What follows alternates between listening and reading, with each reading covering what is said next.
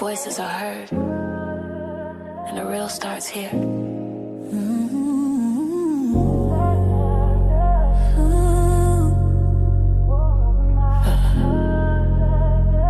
The real starts here. The real starts here. No filter, no fear. Truth in the mic, let the whole world hear. Stories unfold, voices sincere. Welcome to the place where the real starts here. From life and love to the latest news. Community voices, different views. Breaking it down so we all stay clear. Honest conversations live right here. Speak your truth, let it be known. This is the space where your voice has a home. No judgment here, just real and clear. Real talk with Tamara, the real starts here. Real talk with Tamara. Real people. Real stories. Real truth.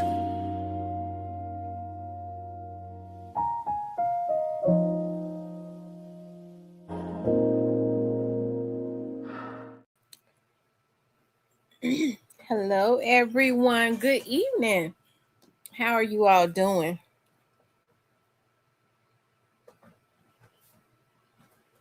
How is everybody doing? You guys, I'm sorry that I'm late. I was trying to eat me a little something. Y'all, tonight we're going to have Mr. Ian on. He's going to be a guest. He'll be coming up shortly.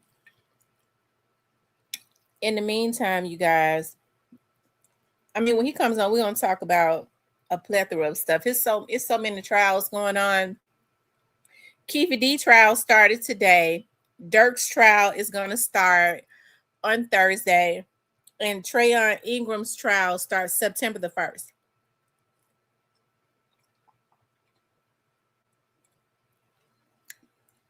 His trial is going to start September the 1st.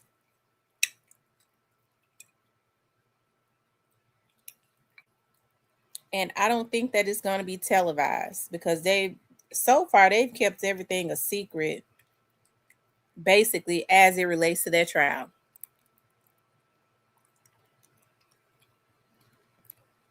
Hell, they didn't even televise when it was going to start.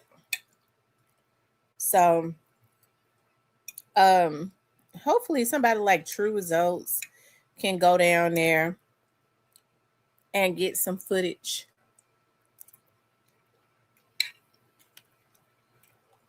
Who is in here? I see Angel, the real boss. Chocolate. It just says user JY7. Kawana, Blackout, Little Miss Muffin, Pumpkin Poo, or just Pumpkin. It's others in here in the bushes.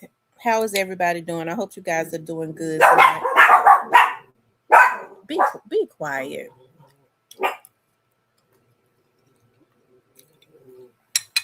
Yeah, I'm gonna tell y'all what I did while we just talk, just do a little short talk, waiting on Mr. Ian to come up. He said he'll be up in 5 minutes. Last night, I told y'all I wanted some green beans, right? So, of course, y'all know I like spicy stuff, so I seasoned them up really good. I chopped up a habanero and put it in there, and I was getting ready to put a hog maw in there. Okay, I ain't gonna even lie, I did.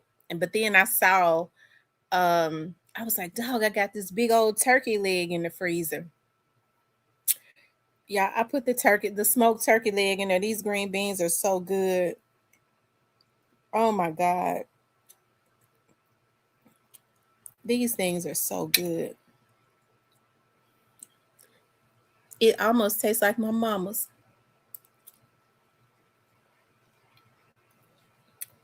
My mama would never make her green beans this spicy. She would never put a habanero in her green bean. I like spicy food. Hey, Dub JJ. We're going to have a good show tonight. Y'all know Mr. Ian like to talk about a lot of topics.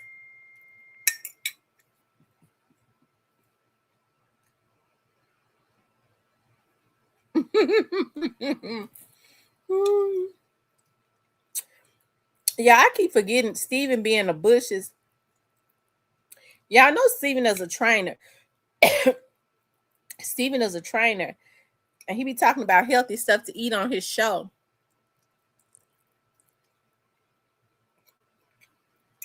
He be in the bushes when I be talking about some of this stuff I be eating. The green beans healthy. The smoked turkey leg healthy.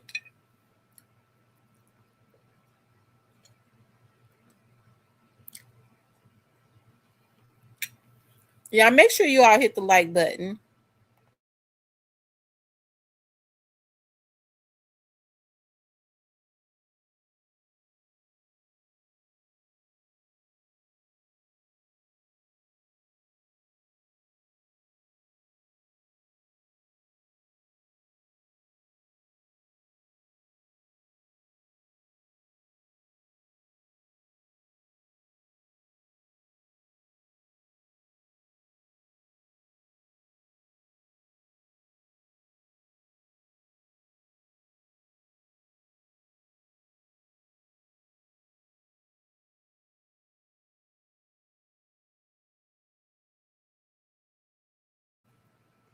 Okay, y'all, I'm done eating. I put a little something on my stomach. I had not eaten today. So that's why it's good to cook at home. It seems like when I stop and get something to eat out now, I get nauseated. I cook my own food. Therefore, I know when I eat my chicken, I cook it, I bake it or grill it, I soak my chicken in vinegar.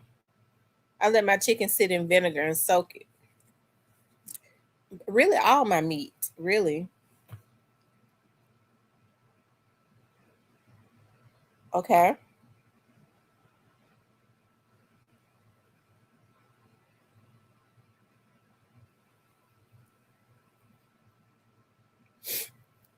But anyways, you guys, as I was saying, there are a lot of trials that's going on. It seems like they're all started at the same time. And like I said, it's enough content for everybody to be able to do their own do content, have their own perspectives. Everybody is going to when you're vlogging on trials and situations like that. I think sometimes people get bent out of shape because they'll go, "Oh, you copied off of me, you stole my content." I mean, when you're vlogging on a trial, everybody is basically going to have the same content. So, I mean, because you're talking about the trial, is from your perspective, and your viewers may have um perspective as it relates to the trial, but I mean, it's gonna be the same basically. Everybody, runs their stuff a little, it runs their stuff differently. Hey, Michelle, how you doing?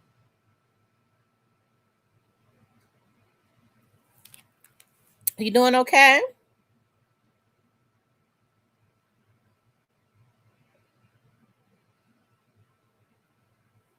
So yeah. Yeah, so like I said, everybody runs their stuff a little differently. I am definitely interested in the Dirk trial. I'm interested in seeing if Dirk is going to be able to get out of this. It seems like to me they constantly hitting Dirk with superseding indictments. Like, I think Dirk got a situation in California as well as in Chicago. Even if he get out of what's going on in Chicago, I don't know if he's going to be able to get out of this situation. And I don't think he's going to be able to get out of the situation in California because everything is kind of, directing, leading right back to him. So, with that being said, that's going to be interesting. And his trial starts on um Thursday. I'm more interested in that than I am in Keefe D trial, because I'm gonna tell y'all something with Keefe D was just stupid. He's still sitting up in there looking like a deer in headlights. Even the guy, I forget the police officer that used to be with Compton Police. I forget his name. They say he's in a wheelchair now. They said he was telling him, please stop talking, stop talking. You're forcing them to have to do something. They didn't want to have to do anything. They knew the whole time what had happened to Tupac. He said he was telling him to stop. He said he was wearing t-shirts. He thought he was trolling him, telling him to stop talking because the folks was going to come and get him. He said they basically didn't want to do anything, but he kept talking and he forced them to do something. And that's exactly what happened. Now, I guess now since they got to spend money, I don't know if he's going to get on the stand. Okay. He pleaded not guilty. I guess now since they got to spend money. Hey, Rayford, since they got to spend money and stuff, they might hang him on the cross for a little while. So, he never said that he shot Tupac, but I believe he said that Puffy had wanted to pay them. Puffy paid him $1 million that they never got, or something like that. That's weird. Yeah, that's weird within itself. Y'all make sure y'all hit that like button. Yeah, that's weird within itself. So that will be an interesting trial, but I think Dirk's trial, I don't Dirk is Dirk in federal court. Dirk's trial is a federal trial, is it? Because if it's federal, they're not going to televise it.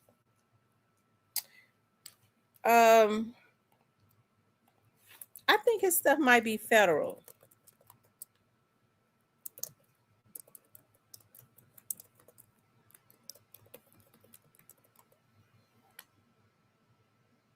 Okay, yeah.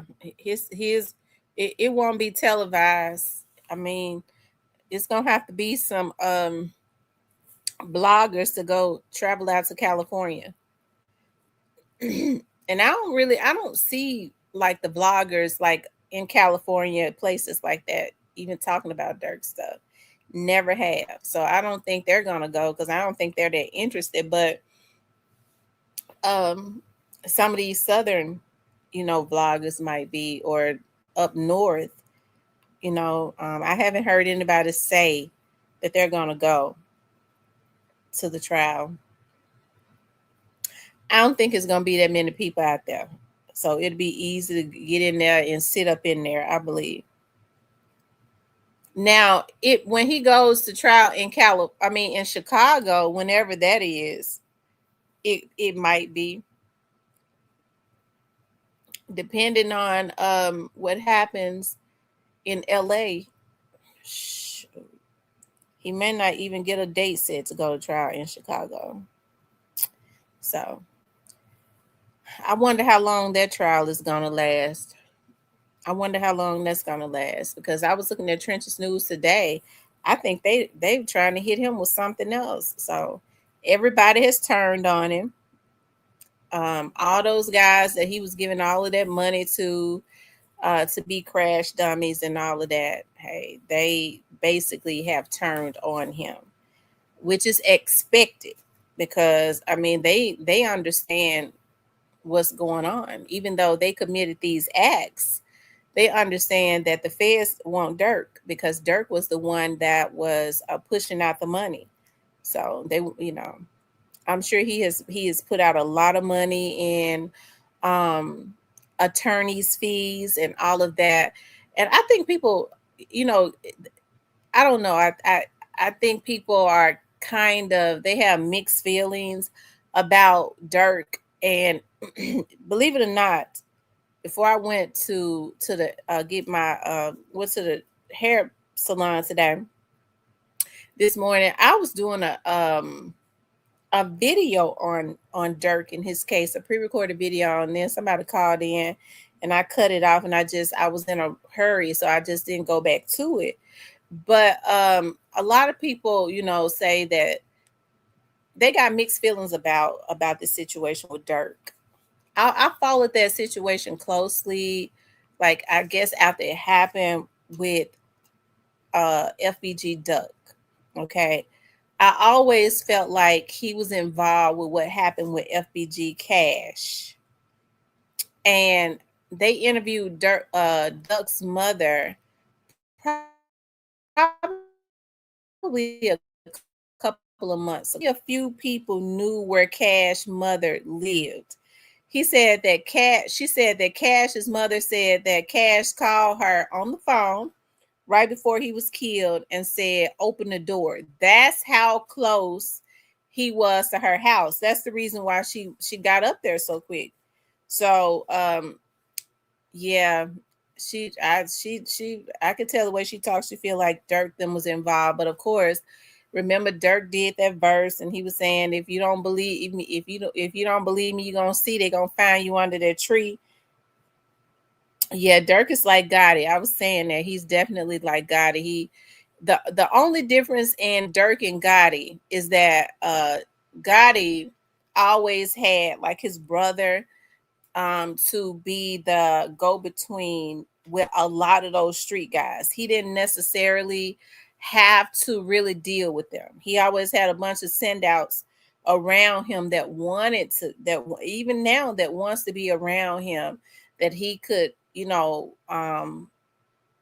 go to and have them to scatter out and go and do things for him. Okay. Dirk was, for some reason or another, he was a direct contact with those dudes. All of those hitmen, all of those crash dummies that he was giving money to, Dirk was right in the midst of that. You saw him on live. He hung out with them. He just had a gutter mentality, and I always had believed that he killed Cash. Um, I believe that he paid for Duck to be killed. I believe that he wanted that. He wanted for Duck to be killed because I think Duck had a chance of really. Duck was going to be a star. Duck was very versatile with how he could rap. He had a big presence. He could have crossed over and did country or did features on country records and stuff. So I think he was a threat. They always dissed at each other, but they didn't want Duck dead until Duck signed that deal. I think they knew at that point if he ever got a foothold. I don't think Dirk wanted any of his opposition really blowing up. So if I believe that Dirk and Von and all of them were terrorists. Dirk had, got a lot of money. He didn't have to wallow in the sewer like he was doing. And so if you ask me, do I believe that he should be? Yes, I think he should pay for those crimes. He paid. Evidently, he didn't know what to do with the money. When he started getting that kind of money, he didn't know what to do with it other than pay for his. So yeah, I mean, he got to pay for his crimes. So you know, those dudes, I mean, they got to pay for theirs too. But I would say that Dirk, I don't think they would have been out there going at doing as much as they did if they were not being funded. Okay. If they were not being funded. So um evidently, I mean, it was strictly money motivated because if they wanted to get some get back for Von and they was truly down for Von, they never would have brought Dirk in it. I mean, even getting caught. No, I did this, for my own man's. I mean, I was on my get back. I want to get back for Von. Why bring, why tell on Dirk? So yeah, it was definitely strictly about the money. And I don't even really think Dirk gave a damn about Von being dead. If you ask me, I think Dirk felt pressured to do it because he always had those people in his on his in his chat and stuff, his fans talking about you ain't gonna get your get back for Von. I don't think he was bothered about it, but I think if people had started saying it so much, he felt like, well, I don't want to look bad, so that's why he did it. Okay, that's why he did it, but he's done a lot of other stuff too. So maybe if Since he didn't know what to do, he got the opportunity that a lot of the people in Chicago that grew up in that Chicago inner city don't get, and he became a millionaire, and he still didn't know what to do. He could not take himself out of the gutter. And so because he felt like his money was to the money that he had gotten, okay, um that he had amassed, I guess, since he felt like it was to commit genocide. Hey, I don't see nothing wrong with the lawyers getting it. The lawyers and the government draining him, okay? Because he is a swamp. That's why they call it a swamp. Is he's the money comes from murky, dirty water, okay? Murky, dirty water, and he was the source of that. So yes, they need to drain it since he didn't know what to do. Duck has a new album out. I gotta listen to that. I do. I gotta listen to that. Dirk did a I mean Duck did a song. He did a remix of Von's song Exposing Me. And him and Ruga really they went in. They really did. They brought life to it. You know, like I said, they had always dissed each other, but it seems like now that he signed a deal in which Cash's stepfather messed him up. And you know, Trench's News said that Cash's mother was so heartbroken after that happened to Cash. She died. He said he said she died behind that, you know, because remember she was one of the first people out there. She said she heard the shots. That's how close he was. Like I said, Duck's mom said in the interview I was looking at today, she said his mama said he told her mama open the door. So he was right there. That's the reason why they knew how close he was getting to home, I guess, you know. So I always believe that he had something to do with it, and then he basically said that he had something to do with it because the guy said, "You know, we did it." So the same guys that's now testifying against him, ain't that something? The same guys that was sitting beside him laughing and talking about, you know, we did it. The same guys that's gonna get on the stand and testify against him. So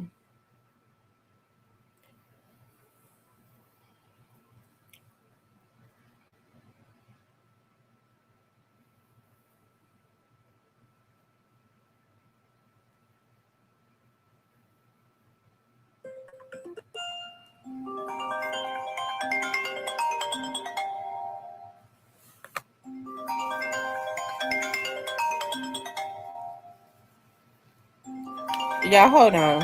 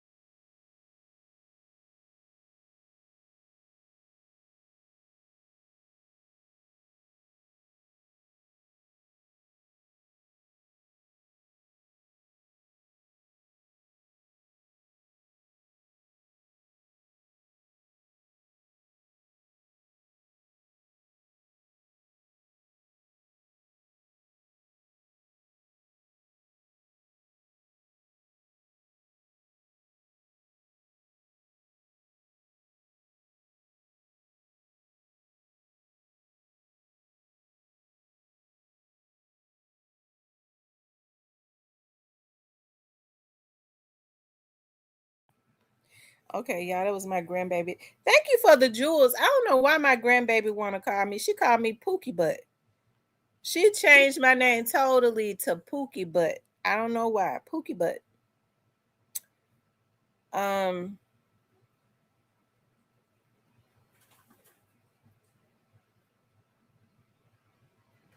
he said Dirk talks too much. Yeah, Dirk basically wanted I guess that has a lot to do with the age difference. Also, well, I don't know. Because I think after Dolph was killed, Gotti wanted for people to know they were involved. Because remember now, he was doing quite a bit of talking, uh, putting out subliminals, talking about I'm the last man standing and um all of that. Remember? Y'all, they did my braids today. They messed my head up so bad. I'm going back. And they gonna fix these braids because I don't have no big parts in my head. I get mad every time. I just looked at it when my phone rang. My FaceTime came up, and I got reminded of sitting there, and I told them I don't like no big damn parts. They want to charge all their money, and so I'm going back and I'm making them fix it tomorrow, and that makes me mad because I gotta go back.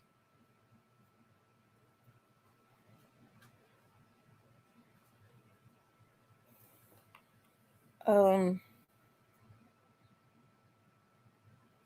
Y'all make sure y'all hit the like button for me. Make sure y'all hit the like button.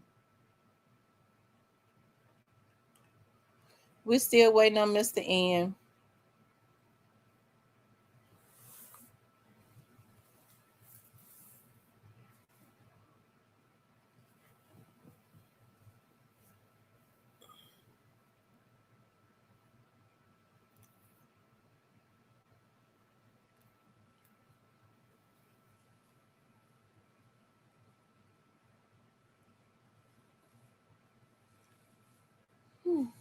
It makes me so damn mad. I don't know what to do.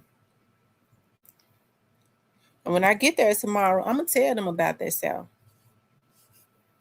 some more. Because that's a waste of my time. My life is important. I don't have time to be going back, letting somebody correct something that they were supposed to do the first time. What I'm gonna do is I'm gonna find me another damn braider.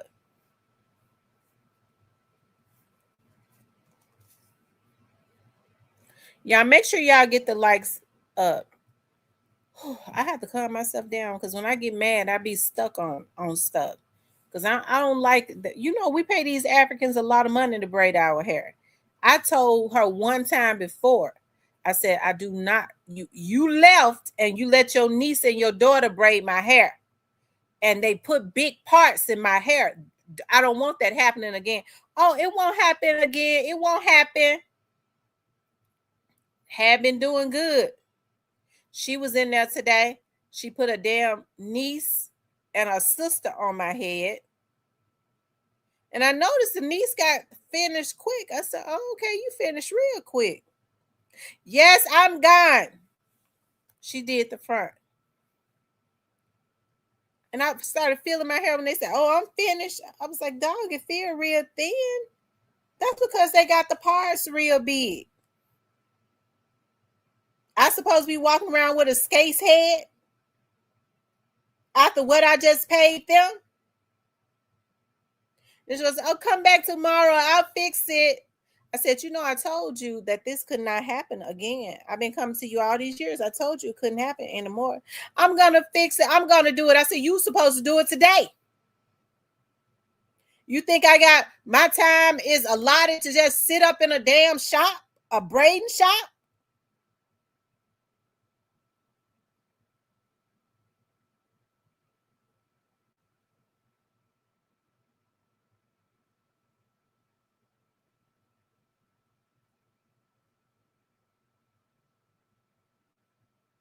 I tried to leave and go to another shop one time before. When I left, I went to a shop on Winchester.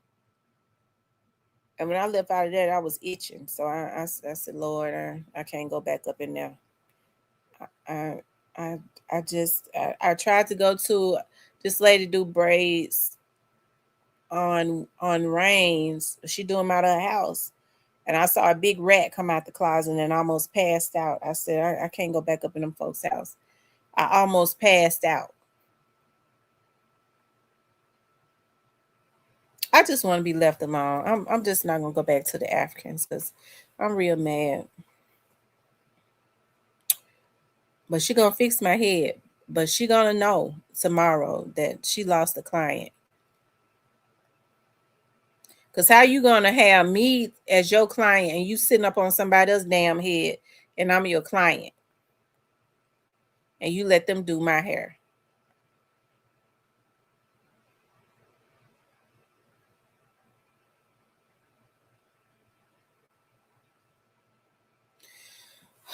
Anyway, y'all, I don't want to talk about it because I get upset. Y'all know how I be getting.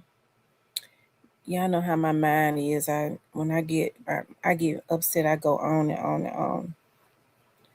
I don't want to think about it, but I can't help it. Every time I feel my hair, I rub my hands through my braids. I get real mad because it ain't hardly none. They thin. I took 4 packages of hair and I forgot to get the rest of the hair. They're gonna put it up on their wall and sell it.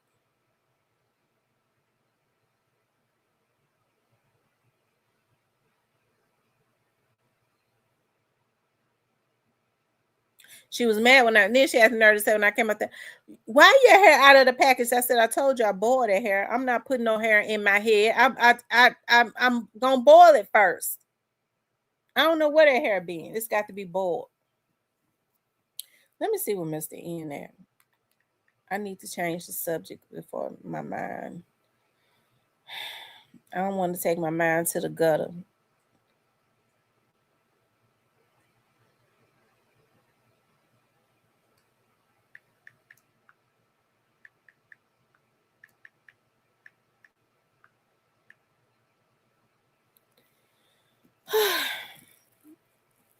Anyways, you guys, y'all, Mr. N is coming on tonight. He's running behind, but he'll be on in just a minute. He had already told me that he was going to be running behind, so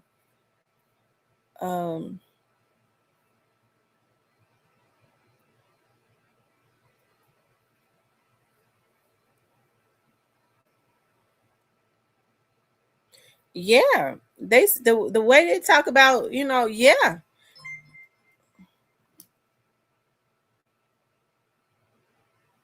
Okay, he said he'll be on in just a minute. Yeah, that's the reason why I boil it. All the hair that I buy, it's not my hair. I boil it. I don't know where it come from. It's got to be boiled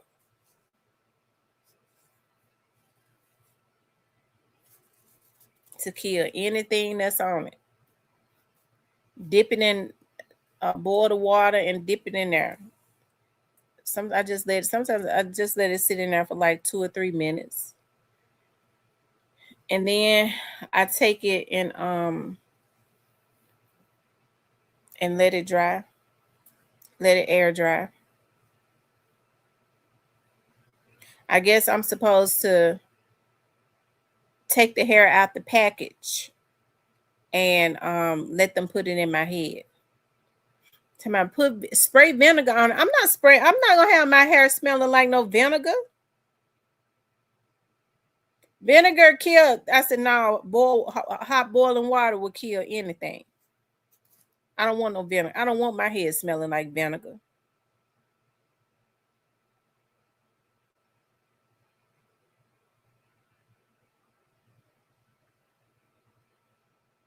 Got my head looking skates. All that hair I had. You gonna so they can get through and they charge me what they charge me.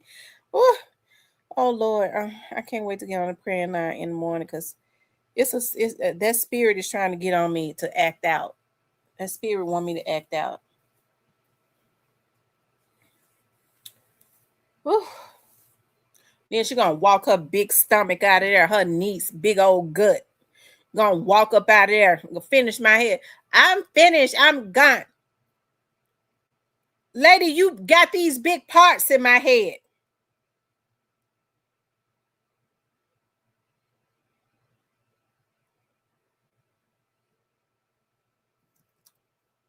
Lord, forgive me for calling her big gut. Lord. I can't even put my hair up in no ponytail. It just ain't gonna look right. Y'all, it's so thin. It's so thin. It's ridiculous. She gonna fix it too. She thought I wasn't gonna come back. She thought I was gonna say, no, I'll just wait until the next time. No, I'm going back. I'm making her fix it. And she better fix it quick. She better have some more folks up in there that know how to do it right. Because I'm not going to sit there all night.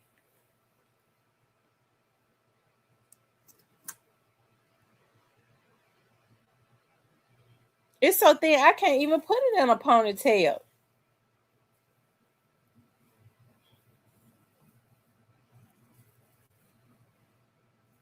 It don't even look right going back in a ponytail. These big parts, I'd be too ashamed. Looking at nothing but scalp.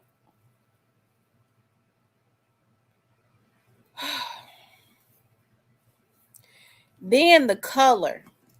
Now, everybody get color in their hair, like highlights. I like highlights. How about Denise put the highlights in the back? What kind of sense do that make? Everybody knows the color goes in the front. The highlight goes in the front. Why would she put my hair in the back? Why would she put the color in the back, y'all? Why she do that? Ooh. Mm.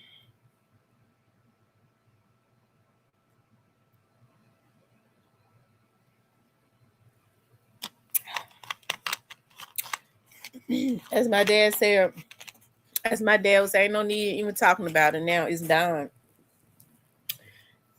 What you gonna do about it? I'm gonna go back and make her do my hair over.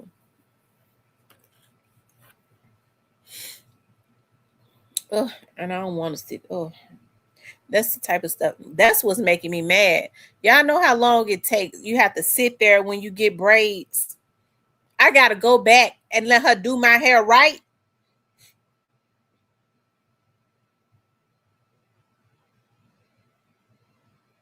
I just paid her $240.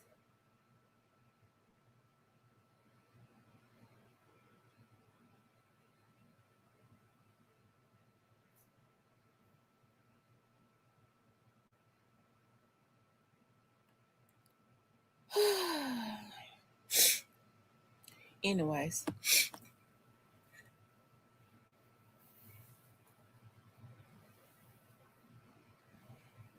then it ain't even good to be having your hair pulled on like that. Like my scalp is already tender right now. Then the niece was pulling on my hair. I said, "Listen," I said, "Man, wait. Let me just say this. I want my edges. Don't pull my hair like that, lady. You pulling on that made me." I'm gonna leave it alone. It ain't nothing. It ain't nothing to do but go back and let them fix it. That's all I can do. That's the only thing I can do, and not go back. I won't. She lost the customer. I'm not going back to her. I got to find a African shop.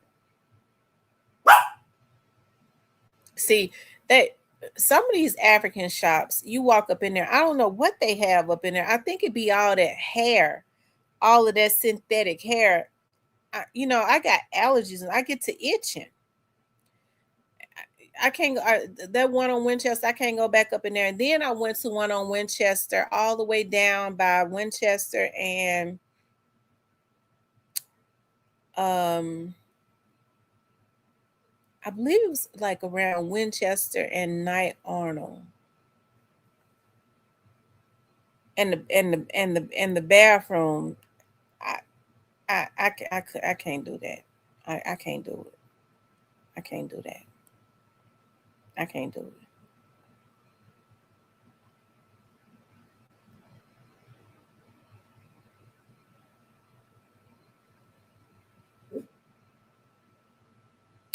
I wish that I could go to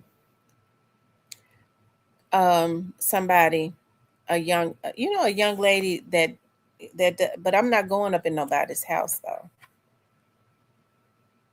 Yes, new to you, but I'm not going up in nobody's house. You know, it's a lot of young ladies that can do braids too. That's not from Africa. But I'm not going up in their house so they can be blowing weed and stuff all in my head and face. Um, they need to get in a shop.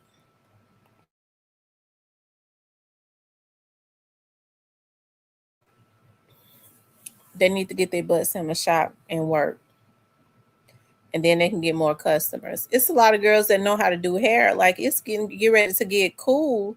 So I'm gonna be going back to my extensions.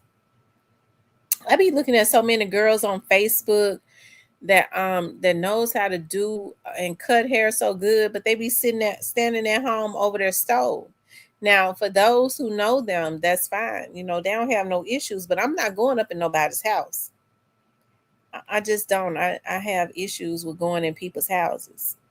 It's just a phobia because you might not know how to get. You might not know. You don't know the layout of their house. You don't know if they got booby traps up in their house. Like that's. I mean, it's serious.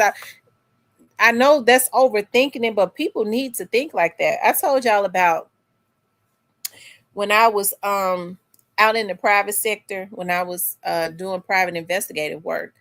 This rich white guy had called me, and he called me. He was like, I want to hire a private investigator, and I could have really got him, but I didn't. He said, how much is that? Like $1,000 an hour? I said, no, it's not $1,000 an hour. I could have got him for $1,000 a day, but I didn't do it. I had integrity. And so he had a lot of homes. He had a lot of houses. Yeah, I'm not gonna say what kind of businesses he had, but he owned.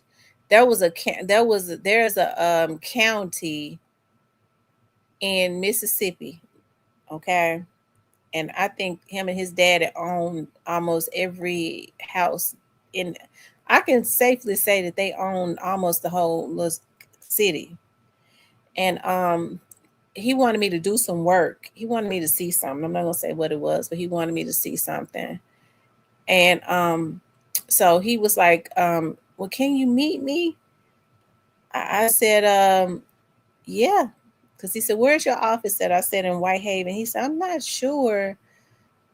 He said, well, I may have gone through Whitehaven a few times, going to my properties. I said, you probably did.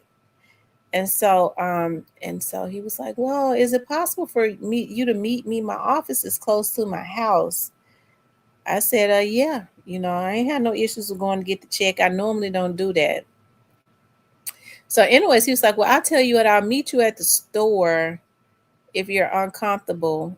And so we got to the store by his house. He was like, oh, he says, I'm going to be in my Escalade. And I was looking out there. I got out there and I didn't see no Escalade. He said, oh, I forgot. I'm not in my Escalade. I'm in my Suburban or whatever it was. Tahoe. That's what it was. I said, okay. He was like, my house is up the street. Would you just trail me? I forgot the check. I said to myself, I said, now I don't want to have to down this white man. And I was looking at him. I said, well, he looked like he $105. But then he looked like Jeffrey Dahmer too. So anyways, I was like, yeah, I trail you. I had my weapon with me. And so anyways, he was like, so anyways, I trailed him. It was like right up the street. So then I followed behind him. We went like behind these, like we started going through like this, almost like this trail. And it was a lot of trees, and then the gate opened. We waited for the gate to open. The gate opened, and oh my God, when the gate opened, it was just like the pearly. I'm telling you, though every house back there, I had not seen. I said, so I mean, they actually every house there had a boat sitting behind the house. Here, my right hand to the Lord. So when I got out, I was like, wow. It's beautiful back here. I said, I would never have known. I said, okay. That was Mr. N. He said he'll be up in 10 minutes. I said, dog, I would never have known these homes were back here. I said, every house got a boat. He was like, yeah, I got a boat. I got one because I didn't want to be just because everybody else got one. I was like, it is so beautiful. And he was like, well, you and some of your friends can come sometimes and get on the boat. I guess he was just being nice. So anyways, he was like, oh, the check is in the house. Come on. You want to go in? I said, no, sir. No, sir. And I mean, the house was gorgeous. And I said that to say this: anybody else would have probably been ran to go in that house. Ooh, look at this big man. Like, it was beautiful. I said, no, sir. I said, can I go in your backyard? Because I knew if I couldn't go for that car, I'd rather had jumped in the boat and took off. The key was sitting in it. And tried to drive the boat or something. I wasn't going up in that in that big house. You know, you don't know what people got in their houses. You don't know the layout. You don't know if they got some type of traps. You can't go in people's houses. So, anyways, I said, no, sir. I'll stand out here. I said, can I go in your backyard? That's how I played it off. I said, because I like your boat. Oh yeah, go on. So he came back out and he was writing the check and stuff in the backyard. And so he said, I said, your house is so beautiful. He's like, yeah, you see this house right next door to me? I said, yeah. He said, the CEO of Campbell's Noodle Soup, Campbell's, he lives right there. I said, are you serious? He said, yeah. I said, I never would have thought that the CEO of Campbell's Chicken Noodle Soup lived around, because he didn't live in Memphis. He lived on the outskirts of Memphis. And it wasn't in no Cordova or nothing like that. Okay. And I said, I never would have thought that he said he gives so much soup. He said, so, you know, during like the summer months, we have the community has a yard sale, and he basically sits out a lot of the Camel noodle soups and just give them away. I said, well, you gonna have to give me some of those soups. He said, yeah, I get you some soups. And then he says, you remember the owner, the Cry Like owners? I said, yeah. He says, so Dick Like lives like right there in that house right there. I don't know if he's still alive. And he named a couple more people. I was like, wow. Like, yeah, I said, it's really beautiful back here. But no, I just don't go in. He was really nice though. He would call me like because he was suffering with some type of muscle disease too, like where his muscles and stuff. So he would call and he liked talking about politics and stuff like that. And so he would sometimes he was like, you're so comforting. Yeah, I mean, I enjoyed talking to him because he had a wealth of knowledge. He was telling me about real estate, and he says, I'm going to I never touched bases with him again after I stopped working for him, because he said, I told my dad that I was going to write out everything and give you the blueprint on how you get the real estate. Because he was saying that like one of those houses in their community had went up for foreclosure. He said it went up for foreclosure, and I kept waiting for it to go down, because when you don't, nobody nobody gets it, it goes down more and more. He said, so guess how much the house was? He said, when it went into foreclosure, y'all, this was like a big mansion. He said it was like 100 and something, almost 200,000. He said, I wanted to get it at 100,000. Now you talking about some rich people. And he was sitting up. I said, are you saying that this house was almost 200,000? Yeah, it went into foreclosure. He said it had been sitting there for a couple months. So you're able to call the bank and kind of do like a bidding war. I mean, he said it was still more than what the bank, the bank would have, he still would have been giving the bank more than what it was worth. I was like, is there anything wrong on the inside? No, nothing is wrong. So he said, I was going to wait another month because I wanted the bank to sell it to me. I was going to try to get it for 100,000. He says, and guess what? A family bought the house, and guess how much they paid for it? I said, what? He said $900 and something thousand when I almost had it at almost 200,000. But that's what him and his dad does. They done almost bought almost all of a city in Mississippi.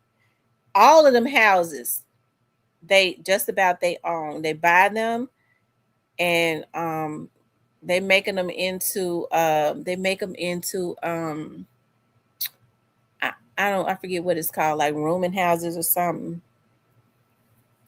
That's what they do. I guess I'll touch bases with them to see and ask him. You remember you said that you was going to show me the blueprint But that guy was really he really would have real bad muscle spasms, and it was just really sad. He was so skinny and little.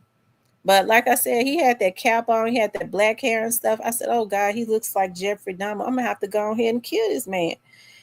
But he was really just a nice, easygoing guy. He really was. He seemed to be, anyways. But I got to thinking, I was like, "Dog, why would that man invite me in his house?" Y'all know how my mind go. I was like, did he want to try to?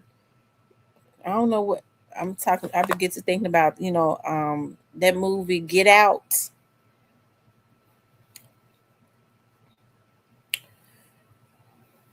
But now I don't go in people's houses. I tell my kids that all the time. Stop going and do not go in folks' houses.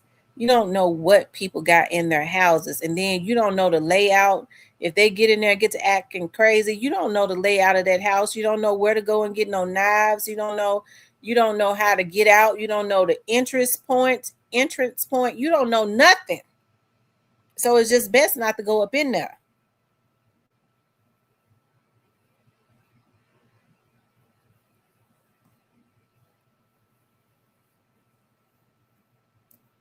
The exit point, rather.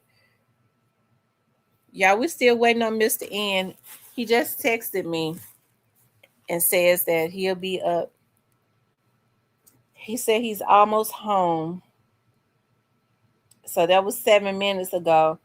And so 7 minutes ago, he said he'll be home in 10 to 12 minutes. And so that was 7 minutes ago. So I guess he'll be home in like 3 more minutes.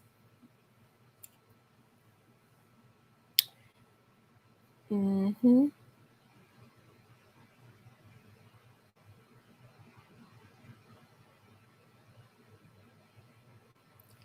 I'm glad you got out this. Oh yes, for absolutely new to you because yeah, I was living in Walls, and believe it or not, Walls is going up, but it's a lot of the how am I trying to put it? Like they're putting up a lot of houses and stuff, building a lot of homes and stuff in Walls, Mississippi. It's okay. It's nice. Um it is. Even though I was just a skip and a hop from Memphis, I still wanted to be. I don't know why. I just still wanted to be in Memphis for some reason.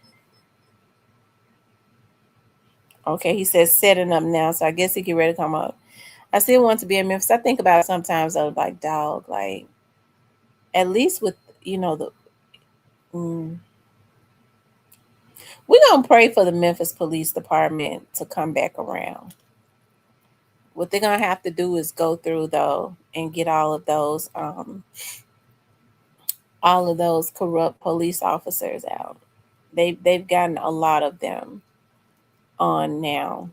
When they drop the criteria, but you'd be surprised of some of the ones that have been on for a long time that's doing unethical things that they should not be doing. So I think it's going to have to be a purging of that, and not by forcing them into retirement or firing them. They're going to need to indict them because that's the only way you clean out a police department. You start indicting, you get the feds to do undercover sting, and once you find that they have been doing unethical things and violating laws and policies, you indict them.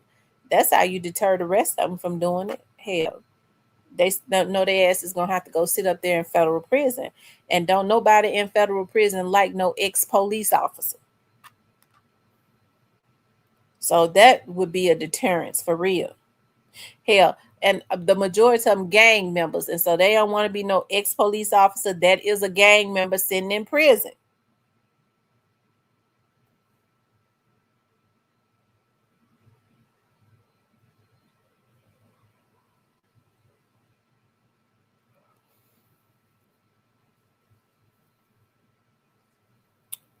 Oh, Lord Jesus. I'm just not gonna feel my hair no more because I get upset.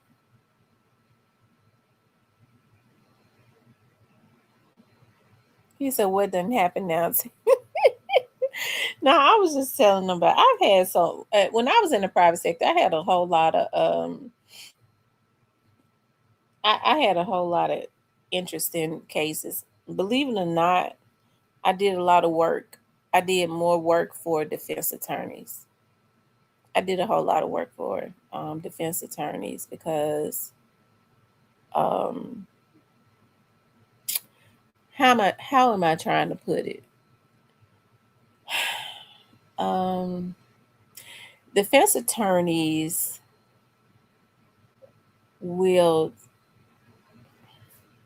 have tell their clients that they need experts, in which a lot of them do, and they need investigators, right?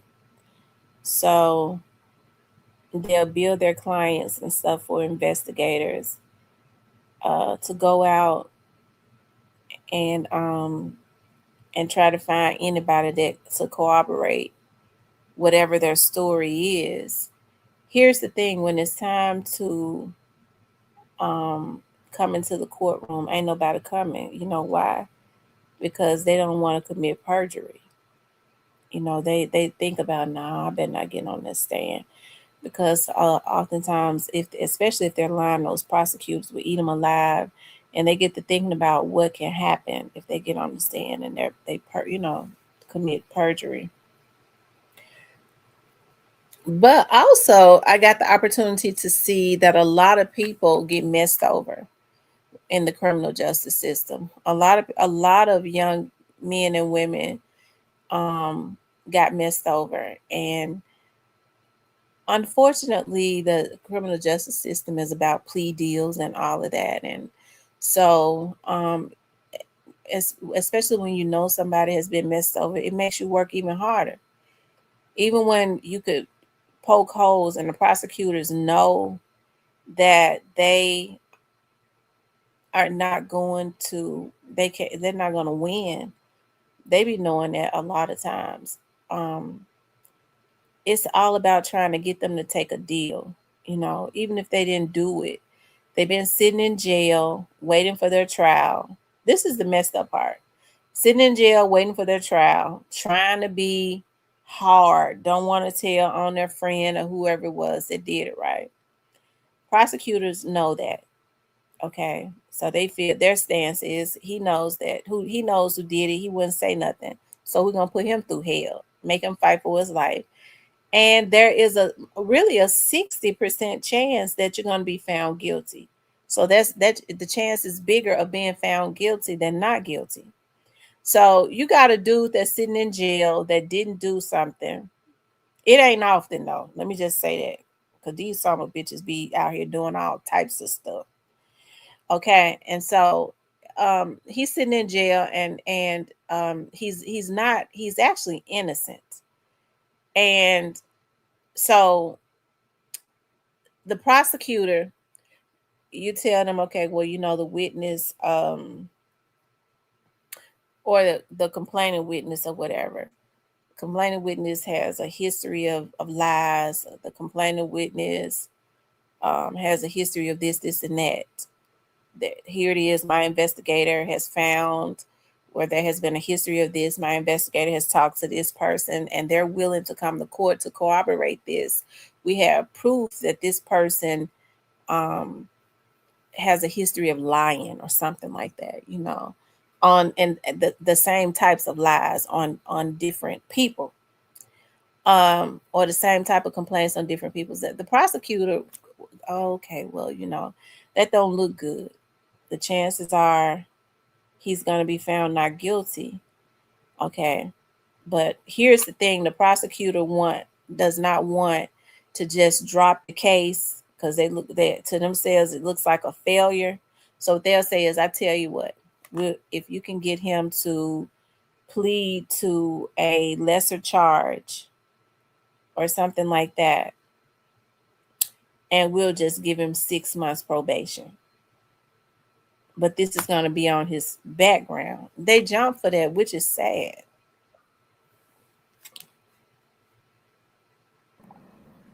What's up, Mr. N? Long day. What's going It on? looked like it's been a long day for you. Been a long day, man. I tell you.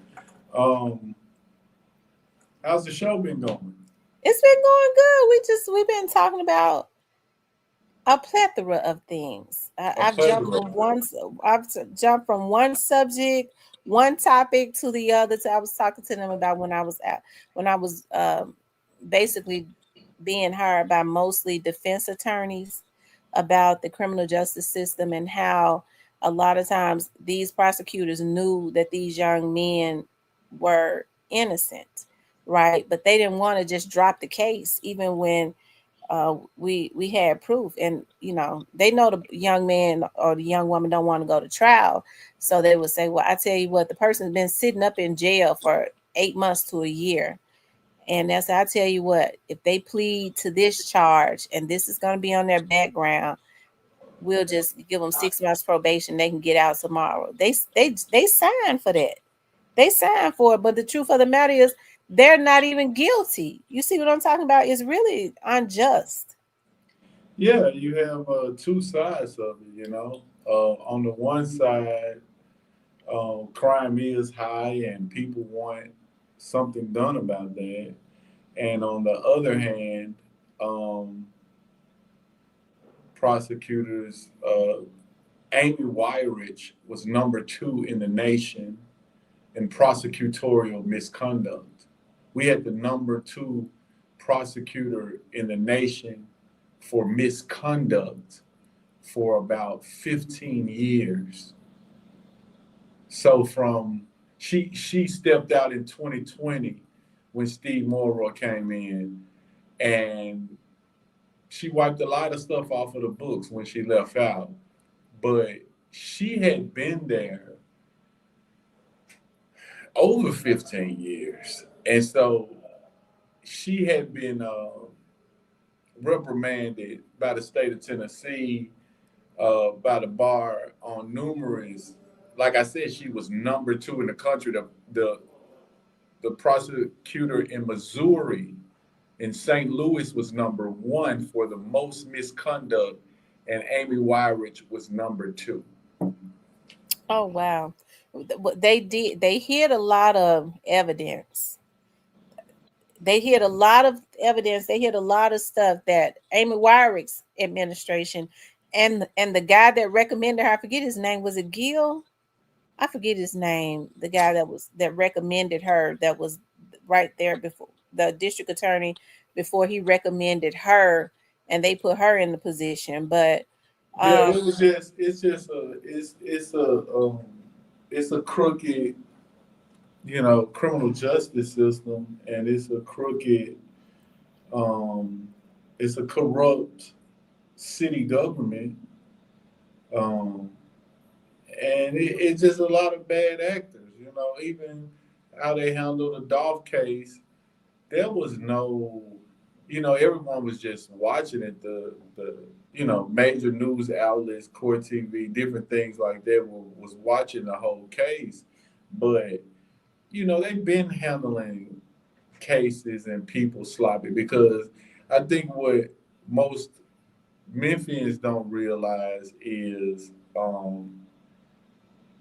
it's a business first and foremost for them, you know, um, and servitude is not lawful in this country. Slavery is not lawful in this country unless you've been convicted of a crime, and you've been sentenced to labor or detention, and then uh, that's where it is allowed. And the South took advantage of that.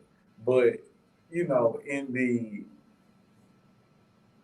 fields of Mississippi and Memphis and Tennessee and the surrounding areas, the judges, they really believe in this, and the groups that they're a part of, the organization that they're a part of, that meet, some of them in the neighborhoods by University of Memphis. I can't lie, I crept up on like a lot of these meetings because I was just a curious young person, and they're a part of organizations, and they believe in carrying on that servitude, that slavery aspect of things, and it's a booming business from the bail bondsman to the court costs and fines to room LL80 and LL81 to traffic Yeah. tickets to it's a booming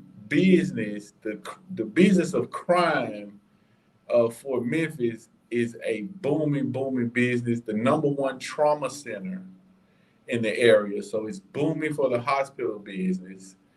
And at the end of the day, um, they're all part of this machine. People don't know that. They don't look at it like that. But the guards at the Penna Farm and the trauma center nurses, and they're treating children who've been hit with gunshots, and they get a check, they get paid to do this. They're all part of this big crime business machine, you know. So you have to realize what you're dealing with. And over time, I had to come to the realization of what it was, because it looked like one thing growing up, and then it started looking like I'm winding up in a police car a little bit more, in the back of a police car a little more often now. You feel what I'm saying? Like, I might have been dead to the wrong, or I might really didn't do nothing this time, but I'm in the back of a police car. I'm going in that salad port a little too often now. You feel what I'm saying? Like, I don't feel like I'm a criminal, but I'm involved in some things at that time that was, criminal according to the law. But You said according to the law, huh? Yeah, but the tactics they were using to pull me over and to, I realized that I can't win at this game. You feel what I'm saying? Like, especially if I'm doing something dirty, I can't win, because every time you turn around, it's some mishap, it's a roadblock, it's a tail light, it's a light out. Every time I looked around, it was like, I can't be doing nothing really. You can't play this game here if that's what you plan to do. And when I got to Atlanta is when it really dawned on me, because I could ride around 285 with 100 blocks. And I knew from experience, from being there after a certain amount of time, that I could get away with it easily, very easily. You know what I'm saying? And the rest of the city wasn't hot either. So I'm like, this fucking place not hot. And then I realized that the dudes that was selling dope down there, like, they were staying fresh. They were staying in their whips and their cars but we had kind of pulled back in Memphis because we realized it was such a small space. You didn't need the attention. If you really had, some real dope, a real amount of it anyway, you kept on the lawn care outfit. You dressed in your work uniform. You put on a Dickies, and you acted like you was doing some work, and that's how you moved around, because you really had some weight somewhere put up. But when I got to Atlanta, I was like, niggas is still saucing with the jug. You feel what I'm saying? I'm like, bro, this is crazy. But it wasn't that amount of violence. And so APD within the Metro Atlanta, man, we had a ball. I'm so glad that I spent a large part of my 20s, late 20s, mid-20s, late 20s in Atlanta, because I really didn't know what freedom was as a young person, to have money and enjoy myself and go somewhere with a lot of people, and nothing gonna happen. I had nice shit, and people weren't hating on me just because they weren't trying to kill me for a name that in a neighborhood. Like, I was like, man, this shit is, you know what I'm saying? This is, I'm gonna have to hang out down here for a minute because I'm getting a level of peace I'm not used to. You see what I'm saying? Mm-hmm. I remember one time I was driving the wrong way. They had the, like, okay, so like on Union where they have the X's and arrows on the lanes, right? Mm-hmm. They had a back street. I was coming down the street like that in Atlanta, and I was going in the wrong direction, and APD pull up on me. I was so fucking drunk, and I had a girl from Memphis in the car, and he was like, "What you doing?" I'm like, "Bro, you see the tags? I'm from Tennessee. I'm from Memphis." I was like, "I ain't know it was." He like, "Yeah, yeah, I can see that." He was like, "You know, you be careful out here." And he told her, he said, "You look out for him, man. You tell him he going the wrong way or he in the wrong lane or something." And that man let us ride on off. And I was like, man, this ain't what I'm used to. So the over policing, the heavy policing, it's fucking with your brain and you don't even know it. The Mm-hmm. violence is fucking with your brain and you don't even know it because it's happening slowly, but over time, yeah, you're gonna have post traumatic stress. I ain't gonna say disorder, but experiences. You gonna say episodes. You feel what I'm saying? Because it's taking so much of your brain power up to understand, to outthink situations, to outthink people. No, not at this gas station. I'm gonna go to the one by the house. Like it's taking so much brain power, and you to adjust to all this. Oh, it's 8 o'clock, 9 o'clock. No, I ain't finna go over there this late. You constantly adjusting.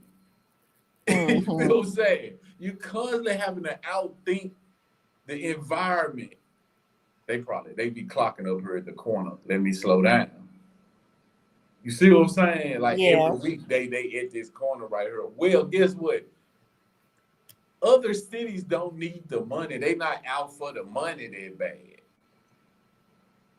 See, when I went to Atlanta, I realized that the economic base wasn't the criminal justice system. Like I thought it was like that everywhere. You feel me? I thought that's how they made the money off of the citizens and us paying tickets and they're supposed to go to school and they're supposed to go to infrastructure. Well, we all thought that till they stole $50 million from Memphis City School. So they took all our ticket money, the criminal money, the money that was getting paid in, that went toward the portion of that went toward the school budget.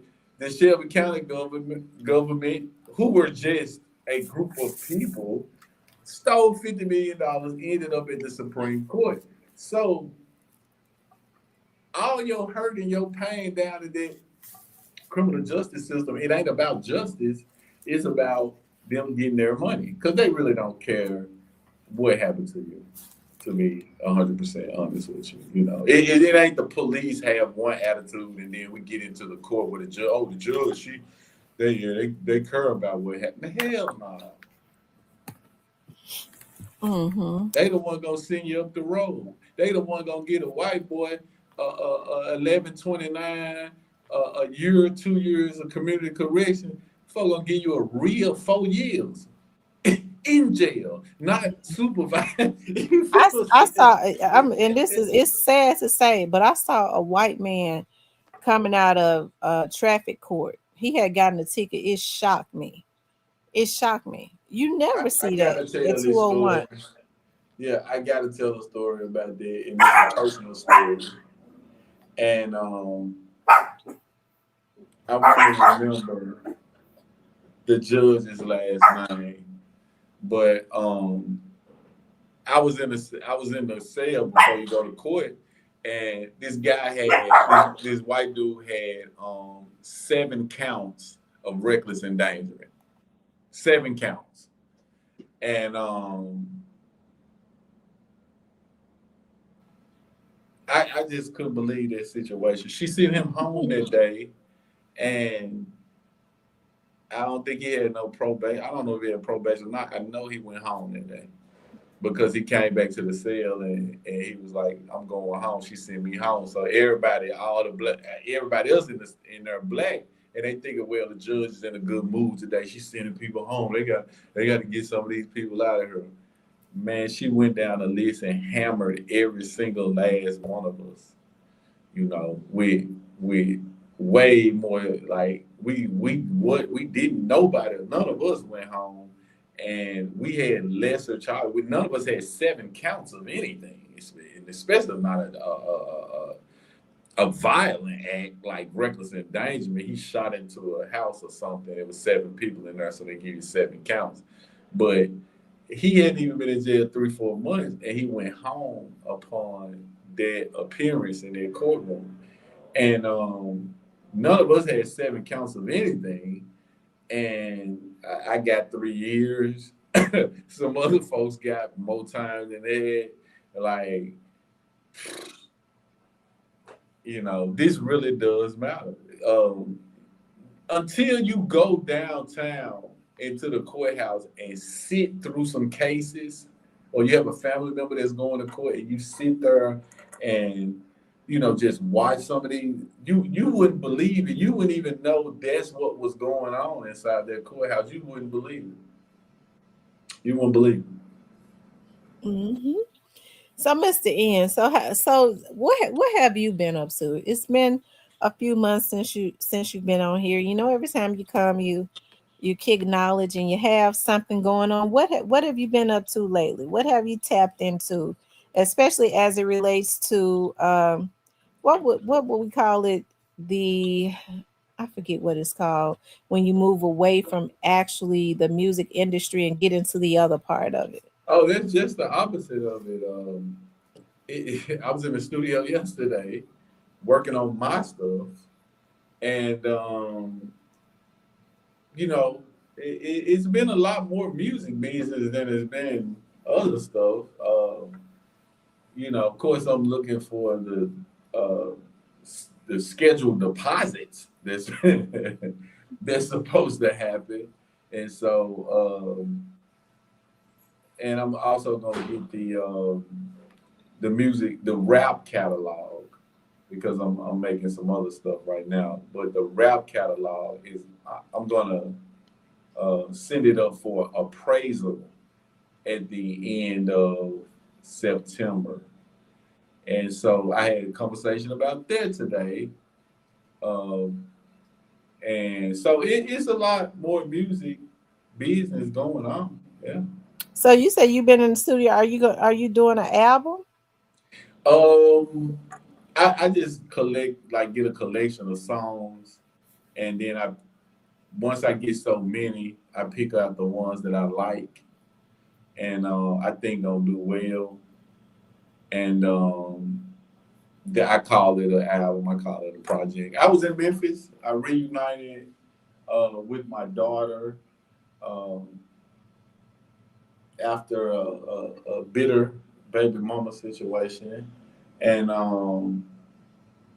so I ended up at Just Born's house, DJ Just Born's house, at 7:30 in the morning because I where I was staying at I needed it wasn't a coffee maker there, and so I was like, well, I'm gonna walk down here to Just Born house because he stays in this really beautiful neighborhood, beautiful house, and I was like, I'm gonna walk down to Just Born house and get and so he got up. He had just got through DJing at Neil's that night. And so him and John do the Neil's thing. Everybody knows what's up with Neil's. But he had just got through doing Neil's that night. And then next morning, I was over there to get coffee. And we had a conversation. I didn't hold him long. But, we finna hit Memphis radio. We finna hit, everybody gonna see it. We gonna, we gonna. It's gonna be in their face. It's just a process because you have to look down the road at. I'm looking at what is, where it's going and where it needs to go. Um, and I see other Memphis producers. They're shooting at the bullseye. Drummer Boy is shooting around the bullseye. But we're When all you I when guess you say shooting around the bullseye, what does that mean? what I feel is my opinion now, but he's very, very close to where I feel the bullseye is. Let's say that. You feel what I'm saying? Yeah, he's Yeah, talented. I mean, He is. I mean, obviously, he's important. I watch him, I listen for a reason. You feel what I'm saying? So, Yeah. yeah, but we're barking up the same tree. But I just see the red circle in the middle, and I just want to hit that. What I feel like is, you know, and so, I want to have fun again. We want to dance. We want to kick it. We, you know, when you play these songs, I want it to be a vibe, not no slow. It ain't nothing like that. And so to get that right, and also, just more is important because he's playing the songs at Neil's on Thursday night, and his ear is always to what's going on. You feel what I'm saying? But I went and peeked in the studio at the new house. I told him I ain't trying. I just want to see what the setup look like. He was like, I ain't been recording that, man. I'm tired, man. I've been DJing all that. I said, I just want to look at see how you got everything set up. And so I finished my coffee and I left. Mm-hmm. And he knows what all this means, and he knows what.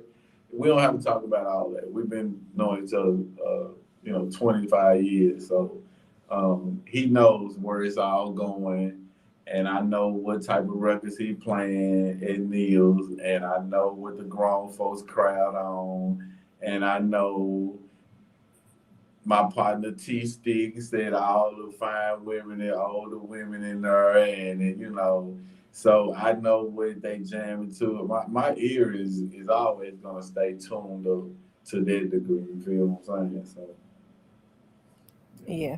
Well, would you say that uh Drummer Boy basically helped to create Jeezy sound? was Jesus sound? He was basically the person. Yeah, and he's a producer rather more so than an artist. He's a producer, and so that's where we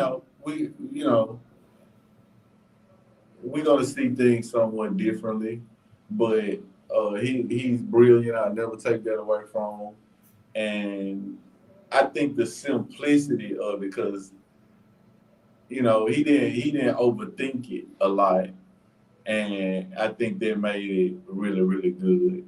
With the music that he was making, but yeah, definitely.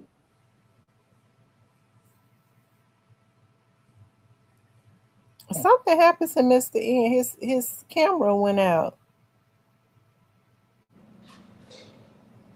Mr. N, are you there?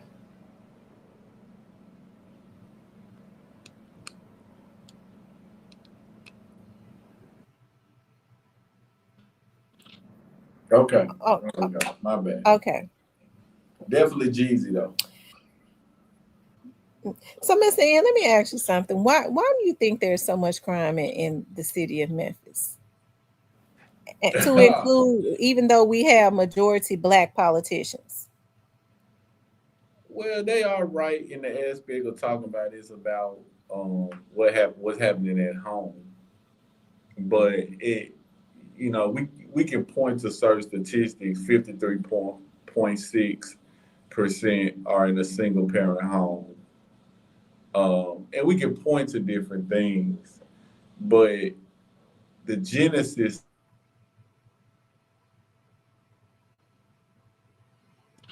the genesis of it was um, poor education. It started from civil rights and being denied equal working conditions, equal employment opportunities, and that's what Dr. King came down to Memphis to protest with the garbage workers. So it started with that to inequality in the schools and poor education, limited education. Where Memphis City schools, every school didn't have available internet for students. 5 years. I want to say internet went live in '97, and so the stagnation there uh, alone, because you had the .com bubble that when I bought the house in Atlanta, I didn't even know what the .com bubble was. And the entire neighborhood was rich, really, because they had bought their houses off of the .com bubble. And I was like, what is the .com bubble? And I rode the plane with a girl who lived in my neighborhood, a black woman, and I asked her that on the plane. And she explained to me what the .com bubble was. And I was like, well, I couldn't have been a part of that because my school, my household, we didn't get internet until this point in time. And so not only that, but the level of education that the teachers had, the level of the curriculum, the daughters of the Confederates wrote all of our textbooks. They manipulated every single textbook that we had in their school, especially history book and civics, social studies books. A white racist organization who were the descendants of Civil War veterans in the South, daughters of the Confederates, wrote and manipulated every book that hit our desk.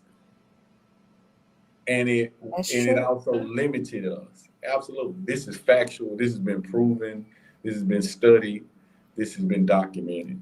They were writing our story, that were the story they wanted us to read and the things that they wanted us to know. And they limited us as well. The publishing companies and the companies producing the books, they are all part of this happening. This is well documented. And so when you limit education on that level, when you limit access to technology, when you limit access to information that the world is on its way to be functioning off of, and you have a certain amount of graduates who are pregnant. My high school made national news for the most girls pregnant at the high school, national news. And you have also not only a percentage that is a teen pregnancy, that's pregnant as teens, but you also have a percentage who cannot read functionally. That's true. Let alone and they graduate them. Let alone access to technology, information that would help them. And then a lower percentage is going to college to pursue some type of further education. So you get a decade of that. Let's just say 2002 to 2012. And I guarantee you it was going on way before that. But we're just going to say 2002 to 2012. That's enough to devastate because everybody's going to end up warehouse workers. It's not no, you know, no one's prepared to work in certain environments. Now the environment demands a level of health care, especially because of what they know that we're being exposed to through the air and through the water system, and also because of the violence, which is why we got the number one trauma center. So Bookman Laboratories gave a bunch of money to Valentine Boys Club, and the Boys Club became Buckman Boys Club. And Bookman had a laboratory or some type of facility in Hyde Park, and the EPA testing for that water that's running up under Watkins, the Wolf River, I guess it's a part of the Wolf River. It's bad. Right by Watkins and Brown and all of that. That water that's running under there and what they're letting off into the air. There is an EPA report on it. It may take you some time, but if you zoom into those numbers and if you read that when you just ain't doing nothing because you want to check and see if I'm lying, it was bad. And I used to go to that boys club. That was my boys club in the neighborhood in North Memphis on Valentine. And Bookman Laboratories, they came over and they started, doing a bunch of stuff for the kids, but really nothing that I could see that was that big. But they changed the name, and that's how I guess they so-called made it good in the community. But they start seeing that the cases of certain illnesses like cancer to the people in their community were being affected, and they had high numbers the same way that they're saying they have high numbers with the pollution near Boxtown and South Memphis and over that way. The same thing they're saying now, they were saying that back then about Hyde Park. And so the politicians are allowing this. Companies just can't come in and dump waste and pollute our air without some type of contract with the city or the city allowing them to come in. And so you're the money. You're on that seal, Tennessee seal, agriculture. You the agriculture. I used to tell niggas in jail, you the agriculture. They be like, this nigga here, boy. But no, that's the honest to God truth. And that's something I witnessed as a young person coming up. Because I wanted to know why y'all changing the name. Oh, and these people are from Buckman Laboratories, and this is going to be. And so later on in my 20s, they discovered that a bunch of people were getting sick over there. Yeah, it's been a lot of people for a very long time, and they kept it a secret that was getting sick. You know where Elvis Presley and Norris is? Yes. Over in that area on Norris Road, going back towards Norris School and Corey. So many people were getting sick. My old childhood church is over there. I hope everybody over there at Apostolic Deliverance Temple is okay then. We pray good things on y'all. I didn't know that. Norris Road, absolutely. Mm-hmm. Now let me ask you something. Now Dirk's trial is coming up. Okay. Oh my And God. that's one of the things I was just talking about my before God. you got If on you ever here. wanted to believe it was real, just watch the Dirk trial. If And I y'all was really just talking about that before you got on here. a lot of people have mixed feelings about whether they feel like Dirk should. I don't think they care about whether he's guilty or not. They have mixed feelings on whether he should go to jail, because you know a lot of people probably think that he is guilty, but he shouldn't go to jail. But my thing is, why is it that people like Dirk, who had access to a plethora of money, was able to beat the odds? A lot of people in Chicago don't get the opportunities that he got, but he couldn't stay. Why is Dirk in this situation? You know, this is it's historical. It really is, because this is not gonna go good. I can tell you that for sure, because he has a close friend that has agreed to testify. He told them everything, and also filed a document which is like a federal protection order against Dirk. And so this guy is going all out, and they forced him to admit. I mean, they're going to allow the phone, what they found in the phone, to be submitted. And I think the defense was pulling for, that to not be allowed, but it's going to be allowed. And you have a star witness who we know was close to you, who was around, and who knows what went on. It ain't gonna be pretty. You know, and shout out to all the Dirk fans. God bless Lil Dirk. A lot of this stuff, is gonna come down to Donald J. Trump. Talking about giving him a pardon. Who shiesty as well? It's no way. It's no way. And I ain't hating on nobody. In shiesty case,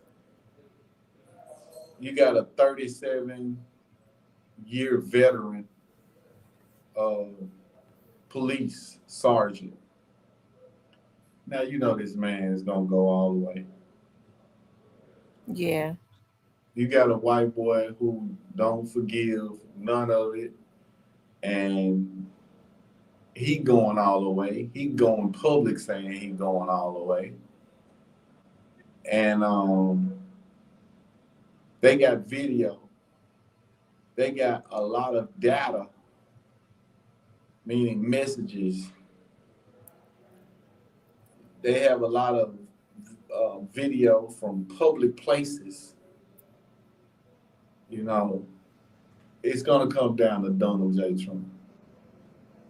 Yeah, giving him a pardon, because. And I hope that happen.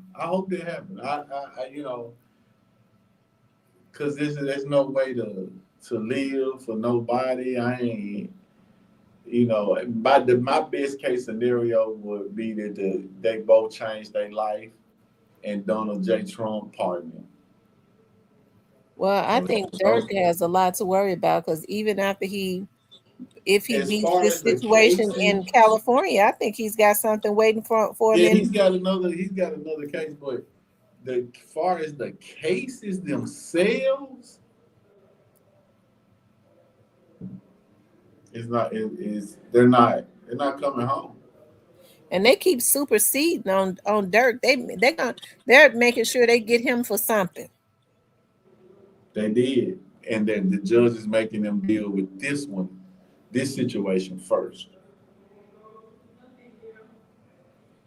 Well, we got Trayon Ingram. I found out today that his trial starts September 1st. They had kept that quiet, and nobody really knew what was going on with that situation. But a few days ago, I was talking about. He's going on trial for what act? The Covington Act, where he shot the lady in Covington, but he also drove the white Mercedes. And so with the video that I was playing tonight, I mean, they keep saying that the person that was with him is on the run. I don't think they've had any issues out of Trayon. Trayon knew exactly who was in the car with him. So we had, Hernandez Govan has said that Cornelius is supposed to testify I in would not doubt that. I would not doubt that. he said Cornelius is supposed to testify in Trayon's trial. And the rumor had been, now this is allegedly, I don't know, but somebody, I've been heard that Cornelius had allegedly said that the person that was in the car with Trayon was allegedly straight drop, but I feel like had it been straight drop, he would have been charged by now. But the thing is, if it was a person and they're on the run, why haven't they been speaking about it? Well, we didn't realize that, just, they've been keeping everything where they want to keep it. And, but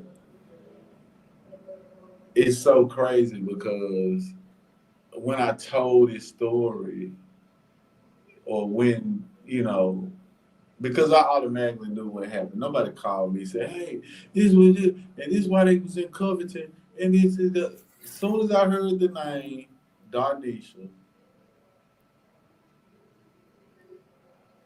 and even maybe before all of that, but as soon as I heard the name Darnisha,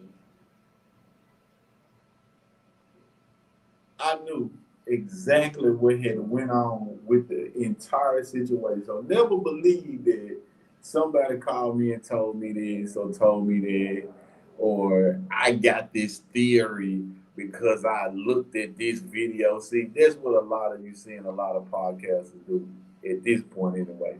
But I ain't got no theory. I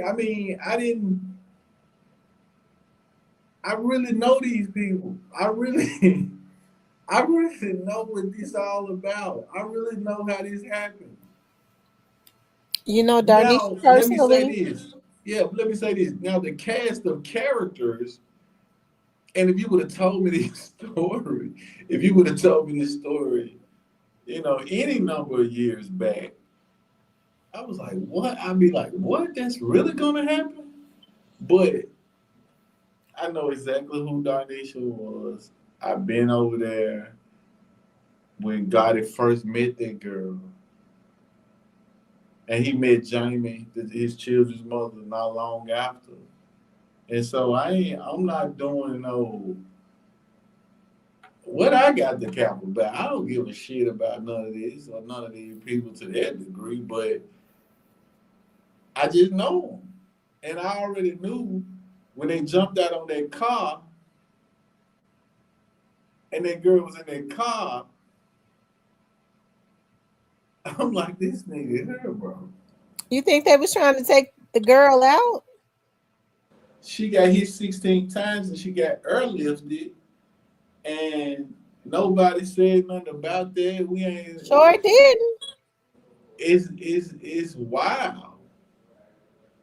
It's wild. And so I just let it be what it was, because like I said, what do I,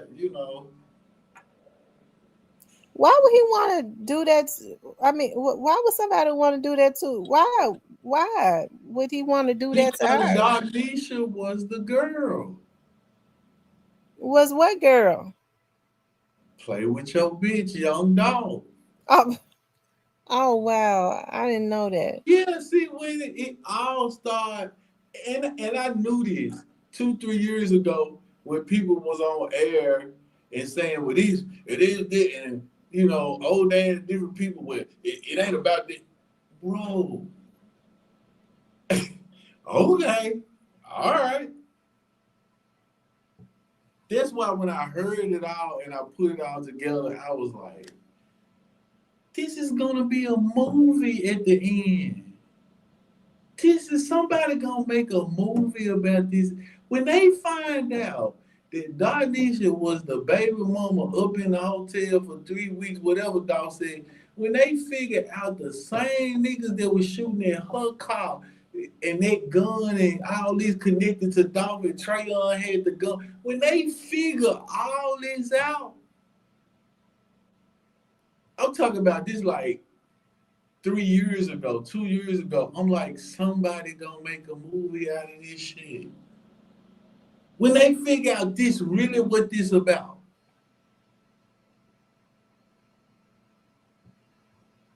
Oh wow. That right there just blew me away. Because everybody wanted it to be about something else. Because everybody know what they talking about. Because everybody is the streets. That's what they. Who made a hit list? Somebody in the chat said, "Do you know Snooty?"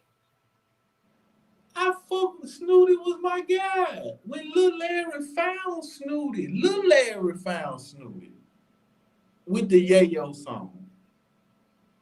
DJ Lil Larry, same one.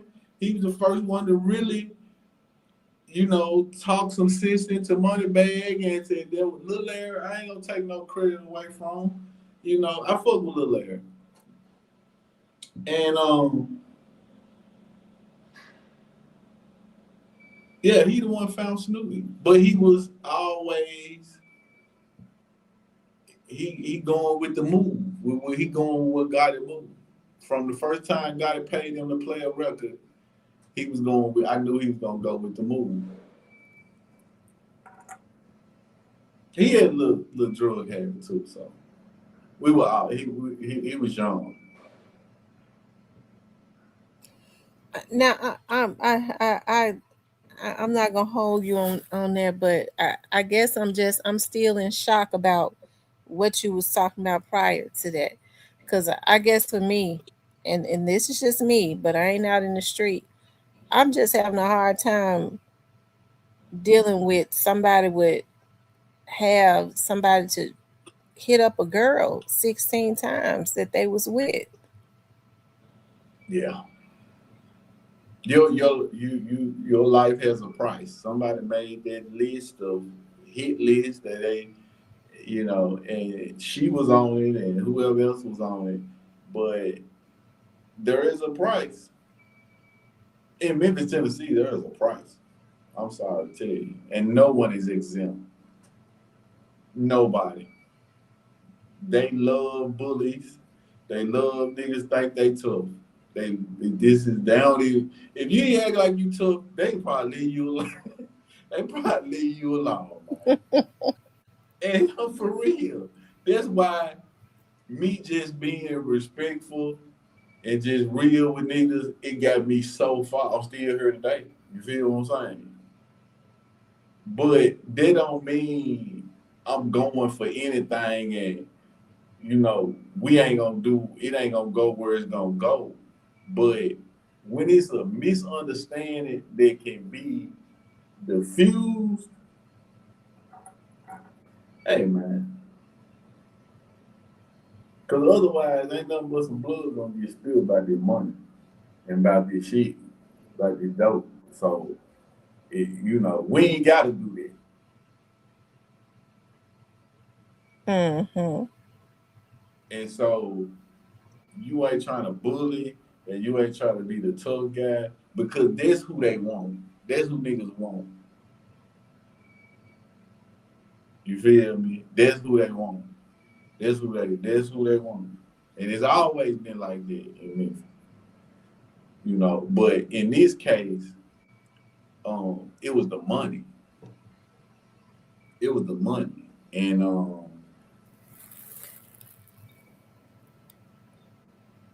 Dog would not have put that song out if he didn't have some basis to what he's saying. That's going a long way.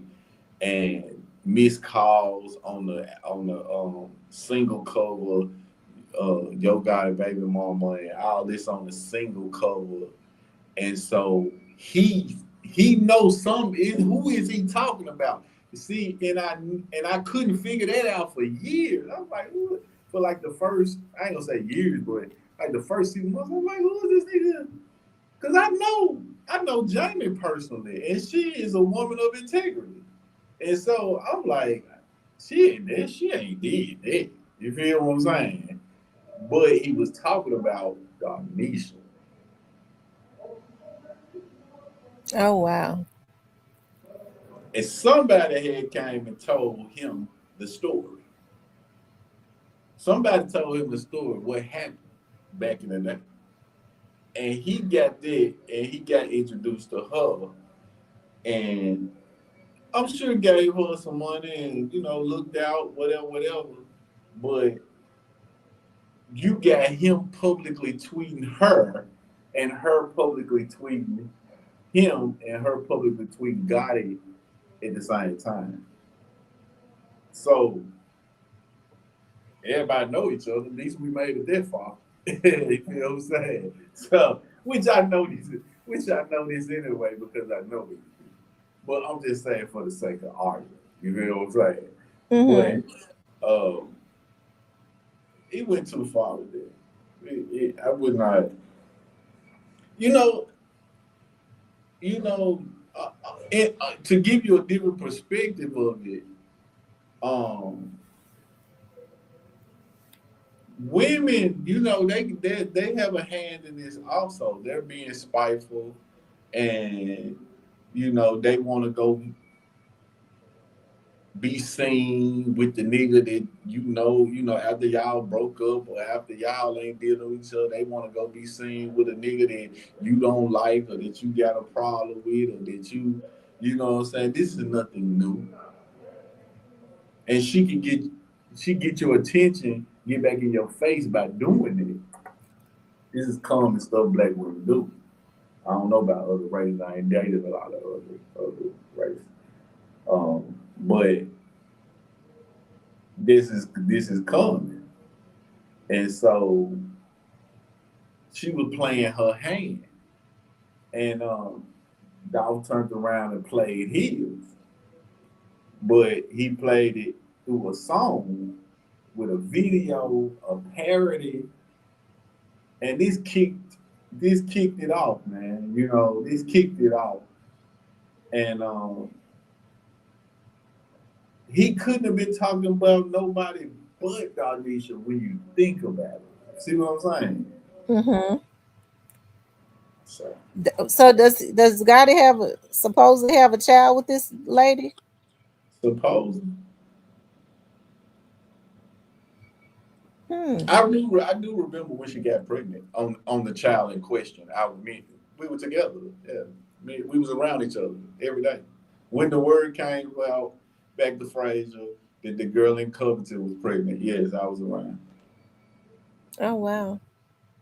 Yeah, and then like I said, it's just what was going on. You know what I'm saying? It went. Mr. N, let me ask you this because I don't know if you've ever been clear on it, but you have kind of talked around it. I know at one time you spoke about how you and Gotti used to be super, super cool. Y'all Mm-hmm. helped each other. What happened? What made the shoe drop? What went on? We had that conversation. I don't remember that. But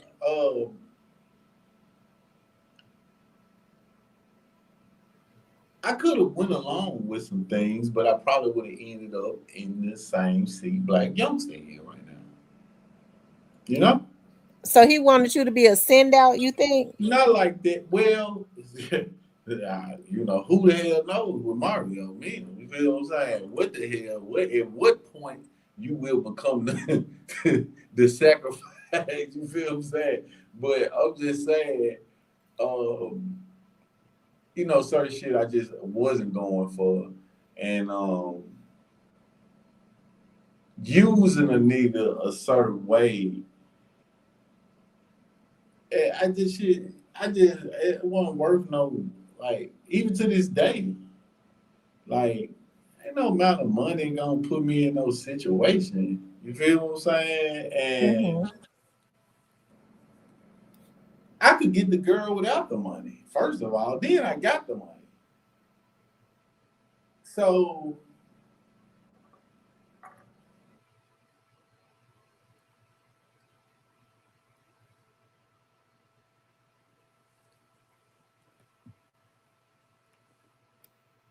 Hold on, I think his Wi-Fi went out or something.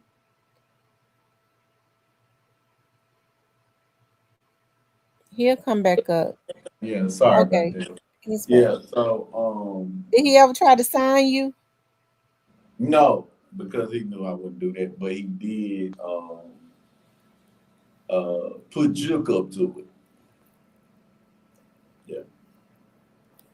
He tried to get Juke to talk you into. Well, he was gonna give Juke the money, and then I was gonna sign, and then the money was gonna come through that way. But it was too early, and it wasn't enough money.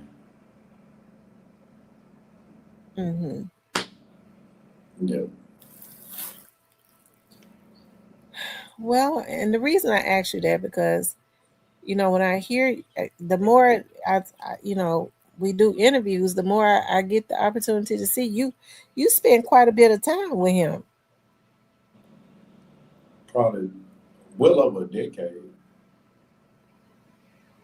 We grew up together. I mean, into our 20s, in almost to 30. So that's So it like, don't bother you for you all to be separated, like that means y'all spend a lot of time together. There had to have been some type of love there. oh yeah, it was. It definitely was. I won't deny that. Although we are separated in physical, the mental is not that far away from each other. And we pulled up at the same light in one of the most expensive neighborhoods in Florida. We Did put he it speak to you? side by side. Did he speak to you? No, the windows were tinted, but he knew my truck and I knew his truck, and so I think he was leaving Grant Cardone's office, which is in Aventura. It's right near Sunny Isle, um, Biscayne, and Future lives at the Aquilina over there. He has a club in Miami. I don't think a lot of people know that, but I think he was leaving the real estate investor Grant Cardone's office, and we pulled up at the same light right there. I was like, "This is." I was like, after everything, we pull up at the same.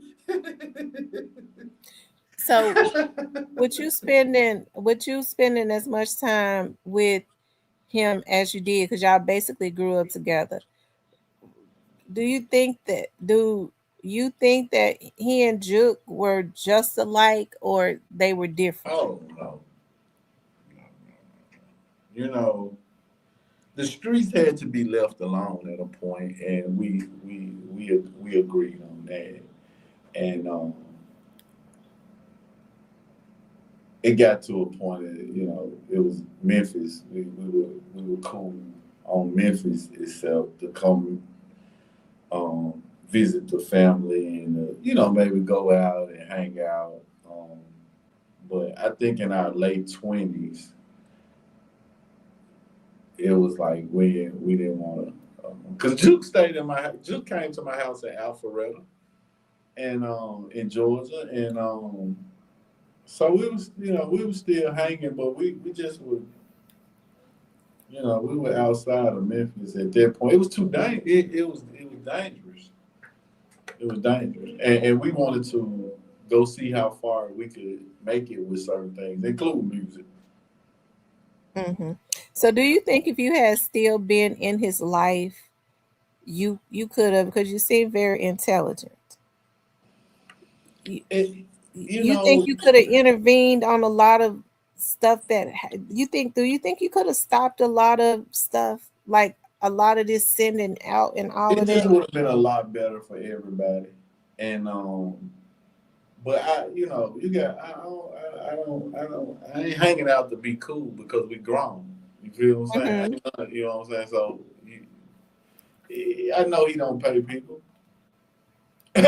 So I wasn't set on that. You know what I'm saying? I know he don't pay people. I know he do bad paperwork. I know he ain't finna stand behind half the shit that we all pumped up and hype about in the beginning, but I know how it goes. So I probably need to run my own thing, and I was very, very wise for doing it. Very wise. Well, let me ask you this. You say he does bad paperwork. Well, how do you think do you think he's gotten far though? Think he's To got what? gotten far. Yeah. I mean, you can get quite a far of a ways fucking over people and swindling people, but can you get a bankroll and maintain your integrity though? Right.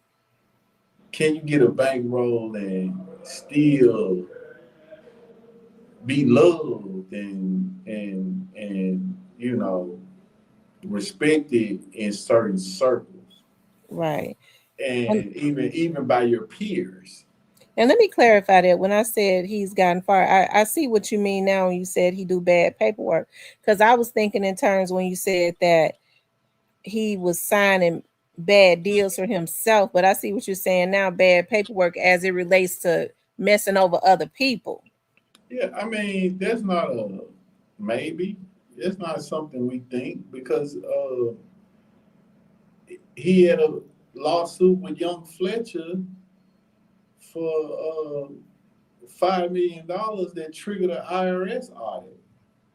So and all it is because you want to fuck over somebody, and now the IRS want to know.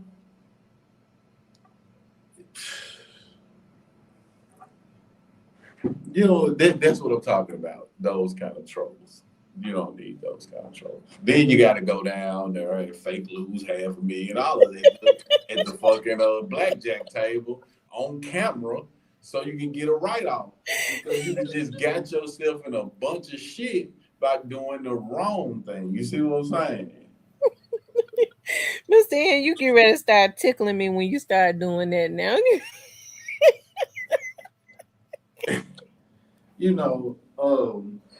What's meant for you is meant for you. And if you want it, you can go get it. And I always knew that from day one. So All right. I was never under the impression. I also know that you can put whatever you want in Forbes magazine if you got the money. You see what I'm saying? You got the chat tickle, Mr. N. Yeah, you can put whatever you can. Real Talk with Tamara worth 26 million. Sells the channel. That should be in Forbes tomorrow. You got $2 grand, bitch. You got $2 grand. It should be in Forbes tomorrow, bro. You said $2 grand. That's how much they charge. Well, if you talk about a reputable PR person who got the pool and who gonna send it straight through, it can get cheaper than that, but you ain't gonna get that kind of report. You feel what I'm saying? Now, in terms of a wealth assessment, it take Kanye to tell you how Forbes, you know what I'm saying? Because 1 minute he was rich, 1 minute he was broke when Adidas pulled it down, according to Forbes. You see what I'm saying? So, and he really wasn't broke, but it's media, it's PR, it's not real, bro. I gotta. I you don't have to talk about it. How you think your boy gonna turn out? Because I know you don't have to tell me, and I'm not mad about it either. I know you got I know you got a lot of love for Quit. Quit going right now. Quit is probably in one of the safest places he can be. Mr. He in a safe place, alone, reading his Bible. Now, what else do you want for your? You see what I'm saying? What else could we possibly wish upon him for him to become a better person? You see what I'm saying? Why you say alone? Why you gotta be alone? See, everybody you said yourself. Everybody You said yourself it ain't good to be alone. ain't nobody gonna end up where they not supposed to be at. You sow bad seed, you know what you did. You know you been nasty to that coworker at work. That folks ain't did shit to you. You see what I'm saying? Yeah. You know you sowing bad seeds. And see, I just seen that Justice for Dog documentary the other day. Yeah. Episode. And I said, you know what? Because I had heard about this, but I ain't know all the details. So He did a good documentary. Yeah, and I said, you know what? Whatever went on, these folks been sowing bad seeds, bro. You feel what I'm saying? Mm-hmm. Now I don't know what's true, what ain't. It's a wild story, but I'm just saying that, bro, y'all been sowing bad seeds, bro. Feel what I'm saying? At the end of the day, bro. Well, I think his trial is in December. Quits. It might be.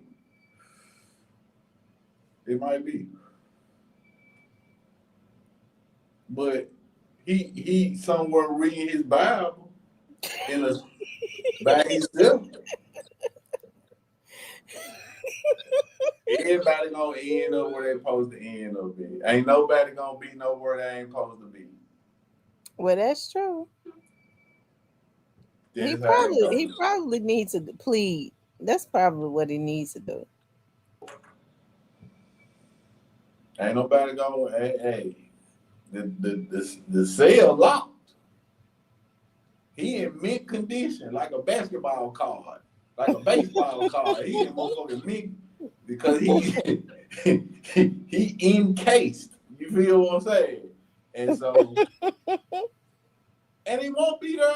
He won't be there for long. Not that long. You know what I'm saying? No, he won't. He'll probably get a year or two. But it just shows you how God works. Yeah. I'm talking about sometimes you have to do things to be, maybe when he'll be more humble, he'll humble down. The maximum on that charge say he won't even be gone that long. But right now, you sitting in there reading that Bible right now. Well, a little time ain't gonna hurt him because I think the max on that is what, almost 5 years? 5 years. They've been got you on out the YouTube algorithm real good. And you've been you've been changing your mind about certain things and how you look at certain stuff. See, he worked with us all on each person's level. Well, that's true. He'll definitely be out of the algorithm. And yeah, in less than a year. He really already out. Already out. Now you talking about 3 more years, 2 more. He works in mysterious ways. You know what I'm saying? It's over with. Because you want someone good seed, bro. And that's what it's about. Well, I have to say, I know a lot of people gonna think that, I'm just a square person. But I think even with in a person's wrong, they can help. Look at what he put into the atmosphere before he went in. I'm serious. Like, I think he pointed. I think he gave like some people, family, some closure, like teasies. If that's what you call it. I mean, it's sad, but even if it was done in a vindictive way, he pointed them in a direction to let them know that teasy friends did this to him.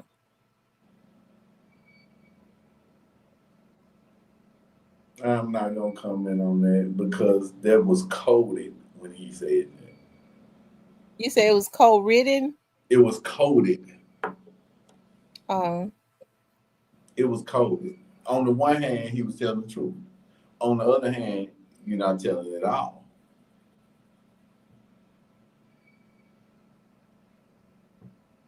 well, no, So he didn't give the names. That's true. yeah. And he didn't get a main name. God bless these people, man. It just, I don't know what to say. Well, you and listen. Here's a good thing. Shout out to Justice for Dolph. The FBI is involved in our, and hopefully we can get, hopefully they can figure out something. Now I Well, know, like FBI involved in what? Howard's case. Oh, yes. I heard something like that. Justice for Dolph has done his thing as it relates to that. Yeah, he has. This last one was just so wild. I was just sitting there watching Memphis Pie. Now, what does PI I stand for? was That's what I like, want bro, to this know. dude here, bro. That was crazy. It had me laughing. I can say that much. But I thought that was a lot right there. I was like, hey, this is crazy. But no, shout out to him. Shout out to man, Stan G. Stan G was just in here. Shout out to Stan G. He still be doing Shout his out thing. to True Results. True Results. The Alabama hitter was just in here. Alabama hitter. Shout out to Alabama hitter. That's a good dude, man. And between these four stations, we all together we write the stories. You know what I'm saying? And I think you guys have been super responsible with the way y'all put things out and what y'all have tried to do. I think there's a lot more work to do, and but True Results, Stan G, Justice for Dolph, I will put him in there, and Real Talk with Tamara, last but not least, Real Talk with Tamara. You guys make up the media and make up the stories. We have successfully locked it down between the four corners, and no one is going to write our stories for us. I think True does what he does with a certain level of honesty and just realness. I think that you do what you do with a certain level of honesty and past experience with, the police department and working with the law. Stan, he coming from the gut, whether it make however you feel about it. He ain't doing he no gonna say it, ain't rehearsal. he? He gonna tell it. Ain't nothing wrote down, ain't nothing pre-planned on nothing. He coming straight up off of what he can remember and what he put together, and it's still entertaining.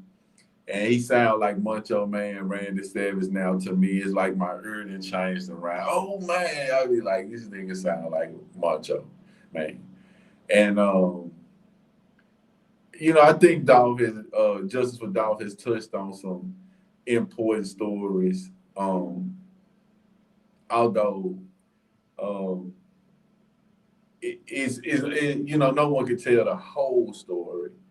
And no one can even give off what it was like at that time when the crew was in its heyday, and it was just so much fun and so much love, and it was something different, before everybody got tainted and before you know, any of this other stuff came along. There was no CMG. There was no none of that. You know, and the guys who had the money, they were good guys, and they had good spirits, and they helped people. And so, you know, it was a different time. But he's telling some important stories. He's gathering some, you know, I don't know, some of this stuff. Like the last one, like I said, I watched. I was just sitting there like, where did this? How did you know? But Did you know the barber? real talk with Tamara, Justice for Dolph, True Results, Stan G. You're not going to manipulate what they're doing. You're not going to tell them to do it this way or do it that way. None of these people.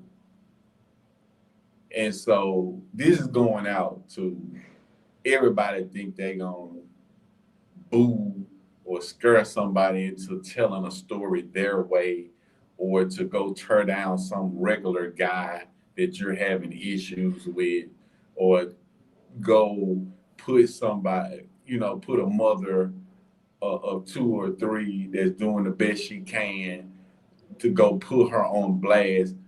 Don't even contact none of these platforms trying to do that or alter the story on how we're putting any of this together, because all these people who have worked for their platform and worked for their position, True, Tamara, you know, I seen Stan go to hell and back and still keep going.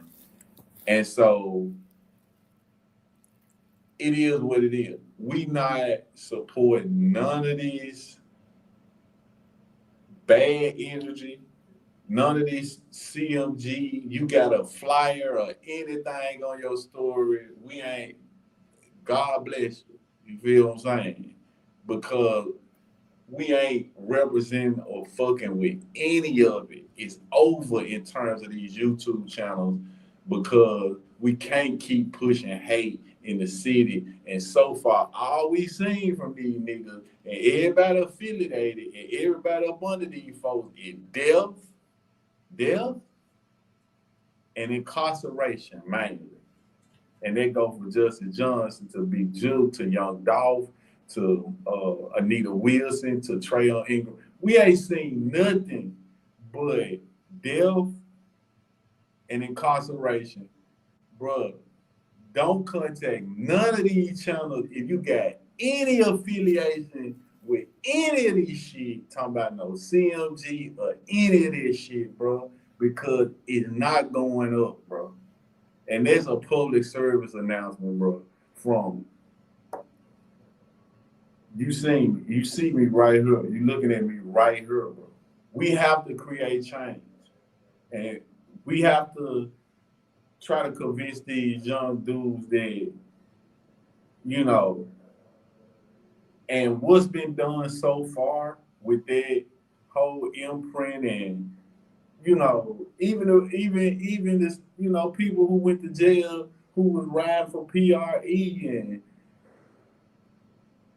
you know, even Dolph Mama at their funeral on their microphone, all the way back to Anita Wilson, all the way back to Donisa, all the way back to my dog from the mound, Desmond, I thought about the other day, bro. Bro, these real folks, bro, nigga, no, bro, no.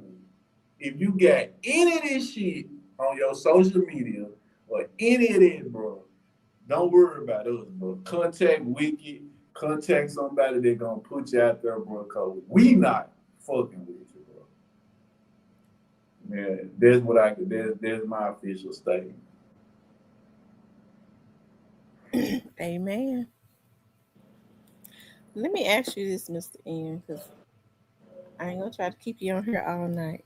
But just thinking about the video that Justice for Dolph had put out, and did you know the barber? I can't think of his name. Yeah, no, Chris. Is his name Chris Stout? Yeah. Chris. Yeah, I know. Had you ever been around him? What type of person was he? Do you believe he would do Chris is something? cool. Chris was cool. You know what I'm saying? I met Chris 20 years ago, 15 years ago. You know. Did he seem like a person of integrity? I mean, I never got put in a position where I'm putting myself on the line and counting on Chris. It wasn't. It ain't like that. You know, I see him when we go to the barber shop at the first barber shop or whatever barber shop he had at that time. But I never seen him outside the capacity of a barber. Really, couldn't juke her, couldn't guide her. You know, just being honest with you. And this whole celebrity barber thing and all this going on, this what they got going on. You know, I don't. This what they got going on. You know, it is what it is. Somebody said that they saw I Jason. was locked up. I was locked up with Chris' brother, and I was in E building. I was in close custody with his brother, and you know, we chopped it up, but it's regular shit that real, you know, niggas go through, and you know, it wasn't nothing like that, you know. But like I said, what they got going on at this point, you know, obviously I couldn't tell you. I'm not in Memphis, you know what I'm saying? Come back up again. Okay, there it is, right there.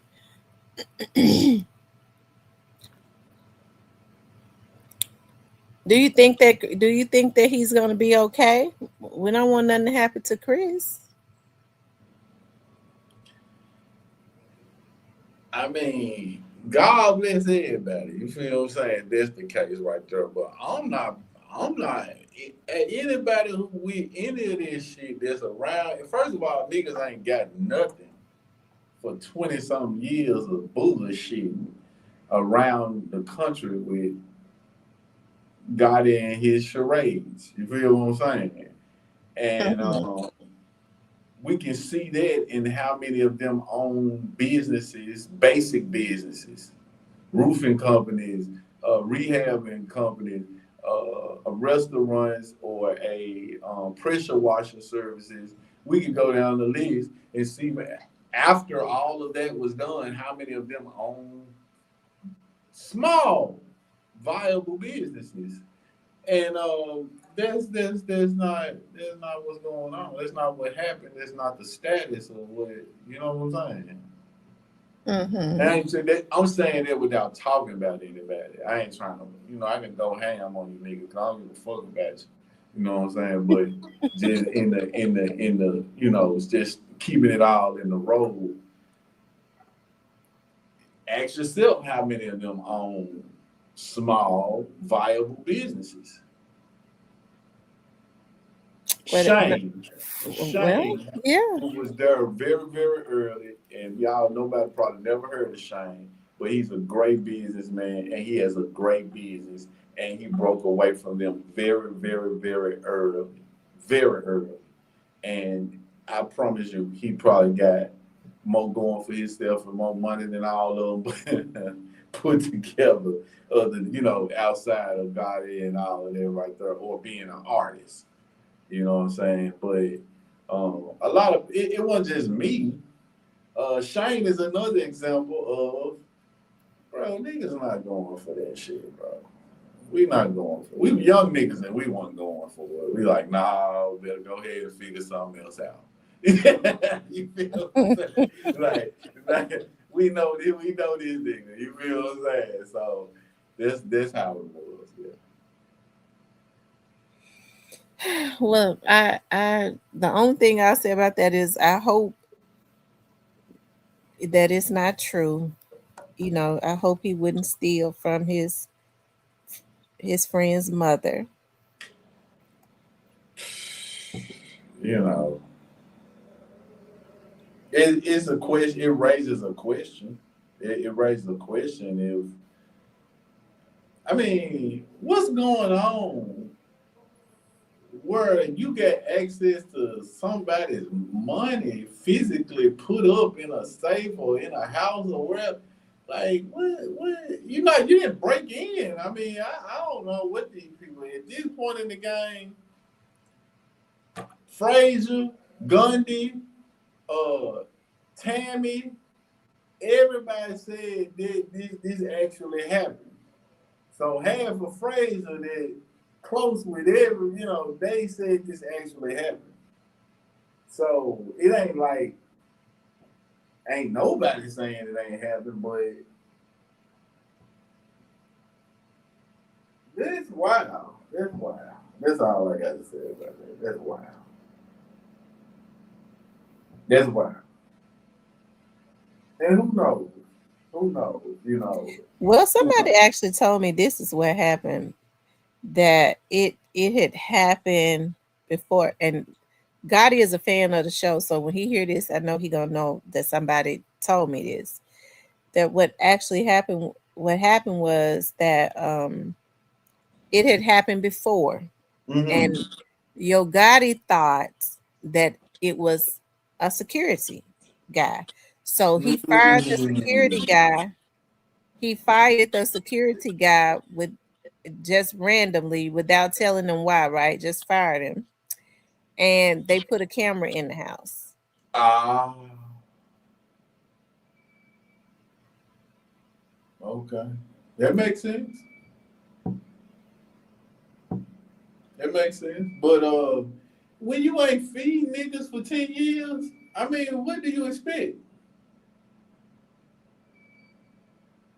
I mean, man got a life and got, I mean, you're not he's not gonna pay him what he's worth, and he's not gonna invest. So if he would, he would have done it in 15 years, 20 years.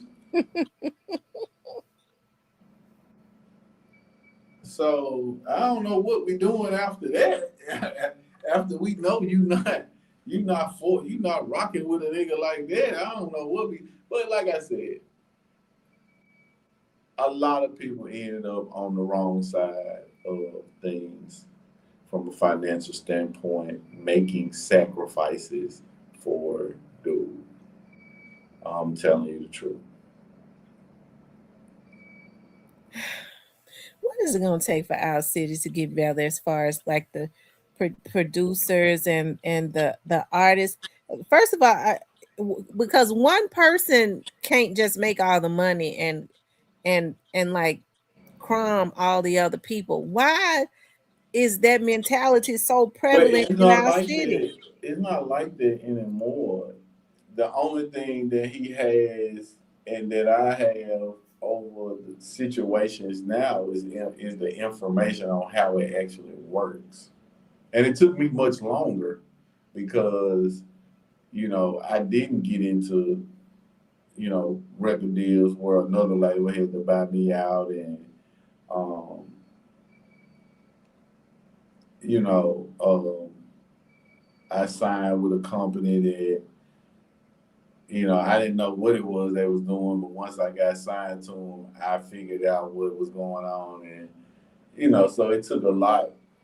If you're not gonna split the money a certain type of way, but really an unfair way, um, then it's kind of hard on how you're going to get the information to understand it because people got money to invest and artists have talent, but they don't see a business model. And so a good business person is not going to put money into something they can't see how they're going to get the money. They don't understand it. And the learning curve, because of the technology, is so steep at this point that you would literally have to stop your life for 3 to 5 years just to get the information.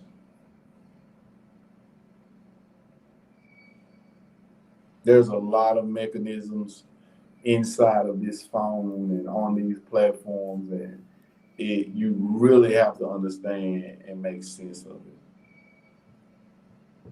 Yeah. Yeah. And once you get a strategy and you understand that, okay, I put this amount of money in, I'm gonna get Once you can see where it's no way I'm not gonna triple my money, then you're ready to put money in. Like you're ready to do it then. You feel what I'm saying? Because you understand that with these things to be true and these parameters, I'm gonna triple the investment. If you can see that, you're ready to do it like yesterday. You see what I'm saying? Mm-hmm. But if you can't see that and all you see is promo and doing a show and getting some money for this, a show and for this, and then from an investment standpoint, you don't want to do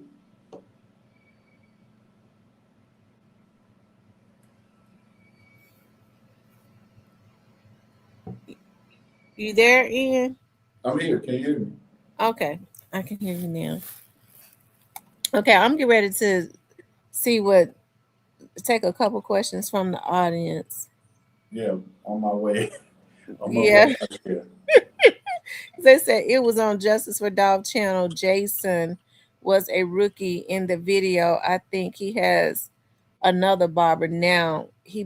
Well, here's the thing about that. I believe just as anybody else, Chris has worked hard to he was probably cutting hair before he even really knew Gotti. He probably already know how to Oh do it. yeah, he been had his But own I'm shop. sure, but Yeah. that's gonna mess his clientele up. Nah, I don't think so. I mean, listen, I don't want to take anything away from first of all,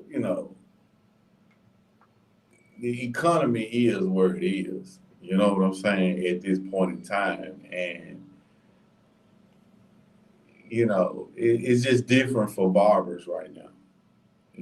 It's it's different.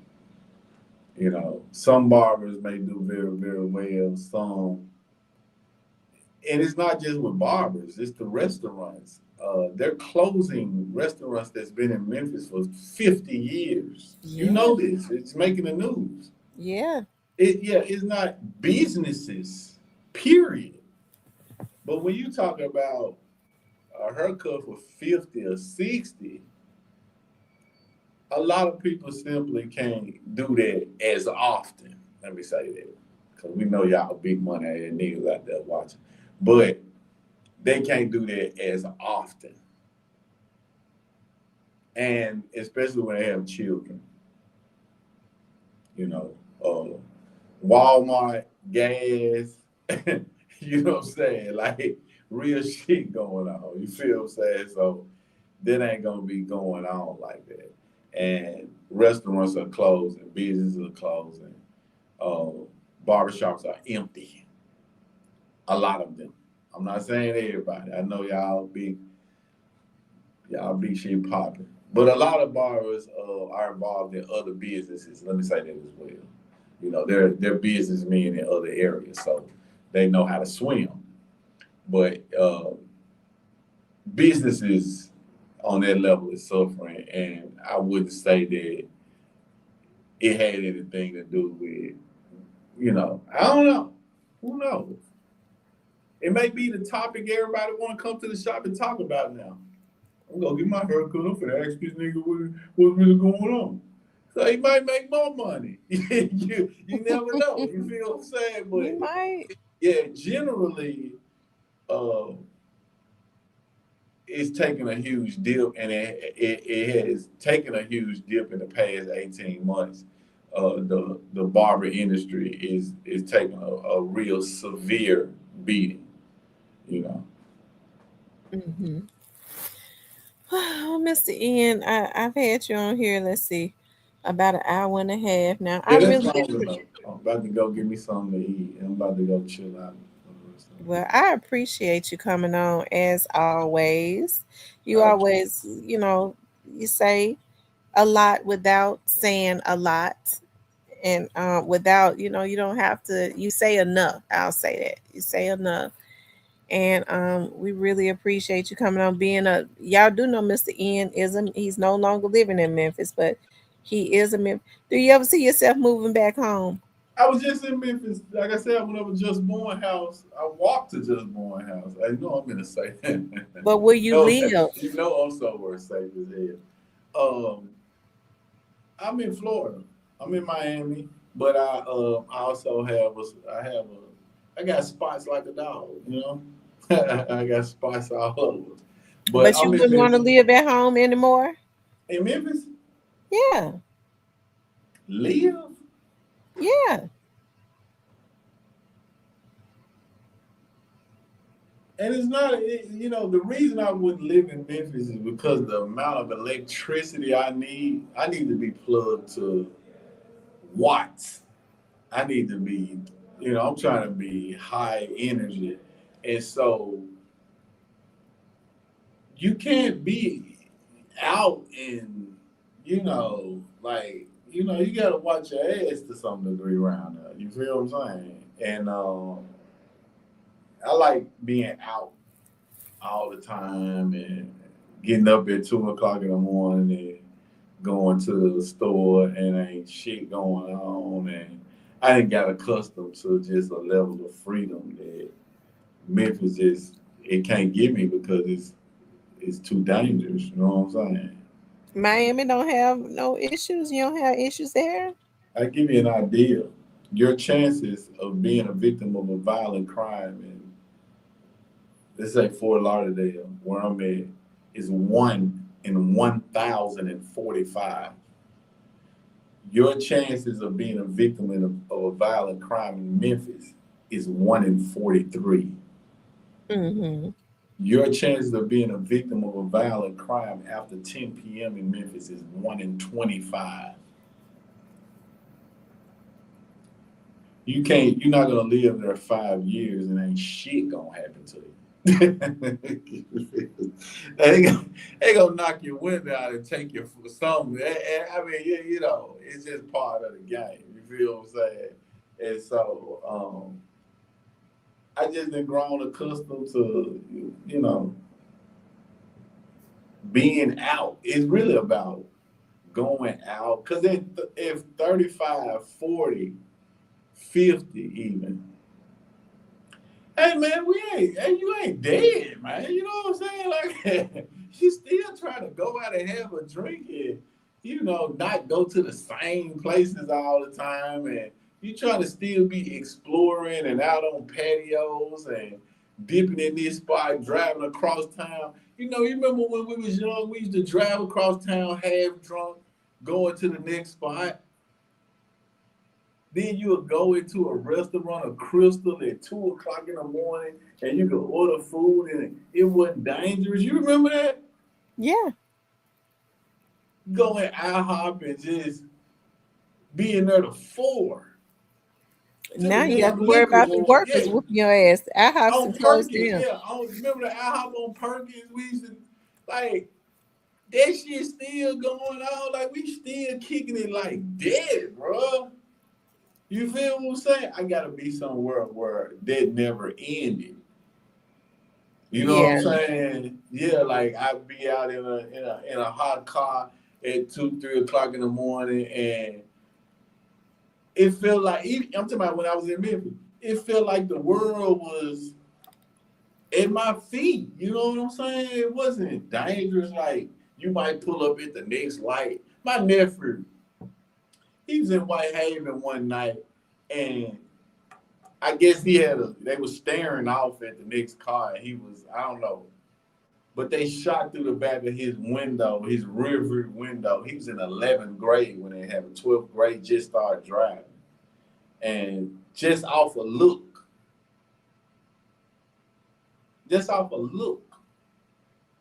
you know what I'm saying? So, and that was many, many years ago.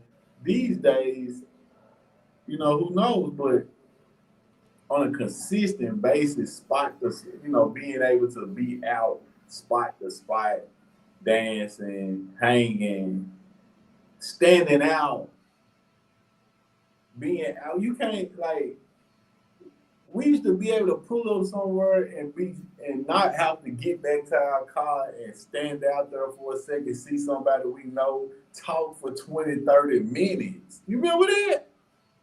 Yeah.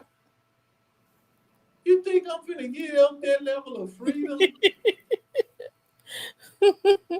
To come back to where you constantly looking over your shoulder, so we gotta have eyes in the back of your head. And the Memphis Safe Task Force, and y'all, it's been pushed to all of that. It ain't worth it. I love Memphis, but I love me. See, that's what folks gotta realize. Who you are ain't, you know, constricted to a place. You feel what I'm saying? So you go where you feel good. If Dallas is where you feel good, if California is where you feel good at, or you feel like it's a level of, but you need freedom, you need peace, you need to be able to live. So while the cost of living may be in a good space, the quality of living is what I'm concerned about. You feel what I'm saying? Yeah. Yeah, because I'm not dead yet. I don't care. You know, I'm at whatever age, I'm still, you know, you want until you the married couples, y'all, they still want to go out. He still want to show his wife a nice time, and she put on a nice outfit. Majority of these people you see on Facebook going, they be on vacation, they fly out and they go, but we should be able to just get up and go out, get dressed and go out, and it not be no trouble. At 35. Yeah. And you see, Privé just marked the age group up, right? Yeah, to 35. Because they trying to create environments where a person of a certain age and a certain level of accomplishment can go, be comfortable, have a drink, be entertained. And it just shot on that shit down there. You feel what I'm saying? It's short, as opposed to somewhere with a million places that I probably won't even make it to all of them. You know, you can go anywhere, you know, and it's so safe. It's so safe that I have to adjust myself to the locals because they know nothing about other environments. They live under a veil of safety for so long that a lot of them are beside themselves. You know, they didn't get beside themselves in terms of expecting it to be all good no matter where they go. And leaving keys in cars, and it's just wild, some of the stuff I see. But I have to remember, this person grew up with that level of peace and not knowing anything about a world like mine where I came from. You feel what I'm saying? Like, from the day they were born, they never knew anything, any environment like that. And so they're very different, you know. They're different types of people because I'm here to decompress, in a sense. I'm here because it's a level of peace for whatever traumatic situations went on in Memphis. But they know nothing of this. They know nothing of this. And so I want that peace. I want that level of relaxation and, you know, still get dressed with your wife or your significant other and just going out painting the town and you know, not having to worry. And then if you need to go back to business or work on Monday, you feel recharged. Yeah. But when you sit in the house and One sit in last your backyard and drink brown liquor all weekend, you're not recharging. Go ahead. his his thing went out again. Mine went out. Hello? Up here. Okay, Can you hear me? now he's back up. What happened to Moneybags Restaurant? What happened with that restaurant? I have no I idea. I I cannot can't answer. think of the name of that restaurant. It's on I don't it ain't even open no more. So I guess it don't matter. It's closed. As a matter, the whole thing closed. I can't think of the name of it. Sage or something. Anyways, Mr. N, I really appreciate you coming on. I know you got to get you something to eat. It is always a ball having you on here. Thank you. Well, maybe we'll have you back again when Justice for Dolph has got the ball rolling. It's a damn shame that he had to be the one to get the ball rolling. That's what it was, Cache. Get the ball rolling as it relates to Howard Barnett, and hopefully with the FBI being involved, um, we and he did a really good job. Hopefully, they coming up on something. I wish peace for the family and peace to all the people out there watching. It's all love. Thanks again. Y'all will hear from more from me soon. Stay All tuned. right. All right. Thank you, Mr. N. Have a good night. Shout out to Mr. N for coming through. He always come through and lace us up. I really appreciate that. Inspire says I could do my own channel. I ain't into Memphis social, Facebook celebrity. I think they waiting on me to talk. Even the damn news. Well, he doesn't control the narrative. The truth does. Don't follow everybody. They may not be a good leader. Shout out to Mr. N for coming through. As always, it's 11:30. No wonder I'm so tired. If it's 11:30 here, that means it's almost 1 o'clock in the morning where he's at. So we appreciate him getting on and staying up this late with us. And he had a very long day, but he still got on. So I really appreciate that. And the people in the chat and that was, that's been listening in, I really appreciate how good everybody has been. We used to have a bunch of damn foods to come up in here, a bunch of old, crusty, rusty foods. But people, like, everybody has really been. I'm talking about. I got some real grown folks up in here. Regardless to whether they like me or not, they stay in their place. They stay in the bushes. Okay, I wouldn't watch nobody that I don't like, but I understand that I'm addictive. So, but even they don't cause no problems. They just stay in the bushes. It's a lot of real grown folks that they be on their real grown folks stuff because we used to have people that used to try to interrupt us and come in here and trolling, and I guess they already know that my moderator's gonna knock them down on sight, so it ain't even no need in coming up here in here and typing one word when you know you're gonna get blocked. One false move, you blocked. So, anyways, you guys, I didn't see Justice for Dolph in here, but he'll probably look at a rerun. But listen, you guys, it is always a pleasure. And I want to say this um, hopefully, I'm praying for peace and justice as it relates to everybody's family. Those families that have loved ones that where there has been some type of injustice or justice needs to be served in some type of way where the person was unalived and the case is cold, the person is missing, and everybody knows that something has happened. People don't just go missing.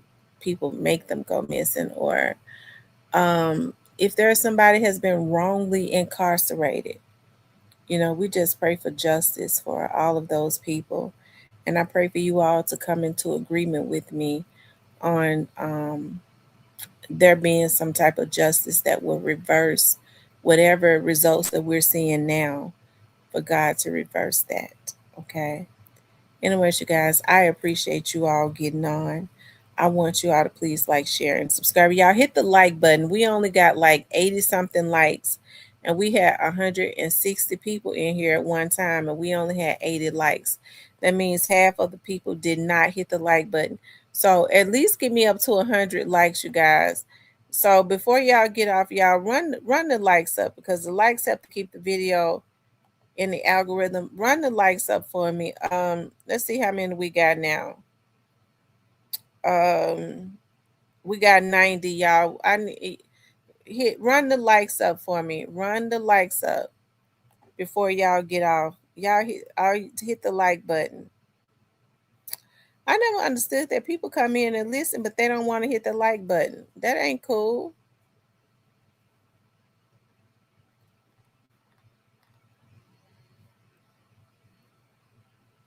Y'all run the likes up. Those that are still in the bushes, please run the likes up.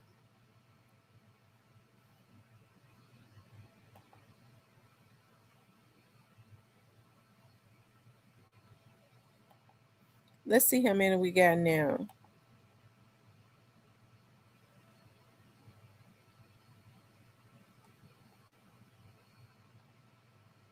Still haven't gotten what I need, but anyway, sure, I'm gonna get off of here because I need to take a shower. I'm so tired.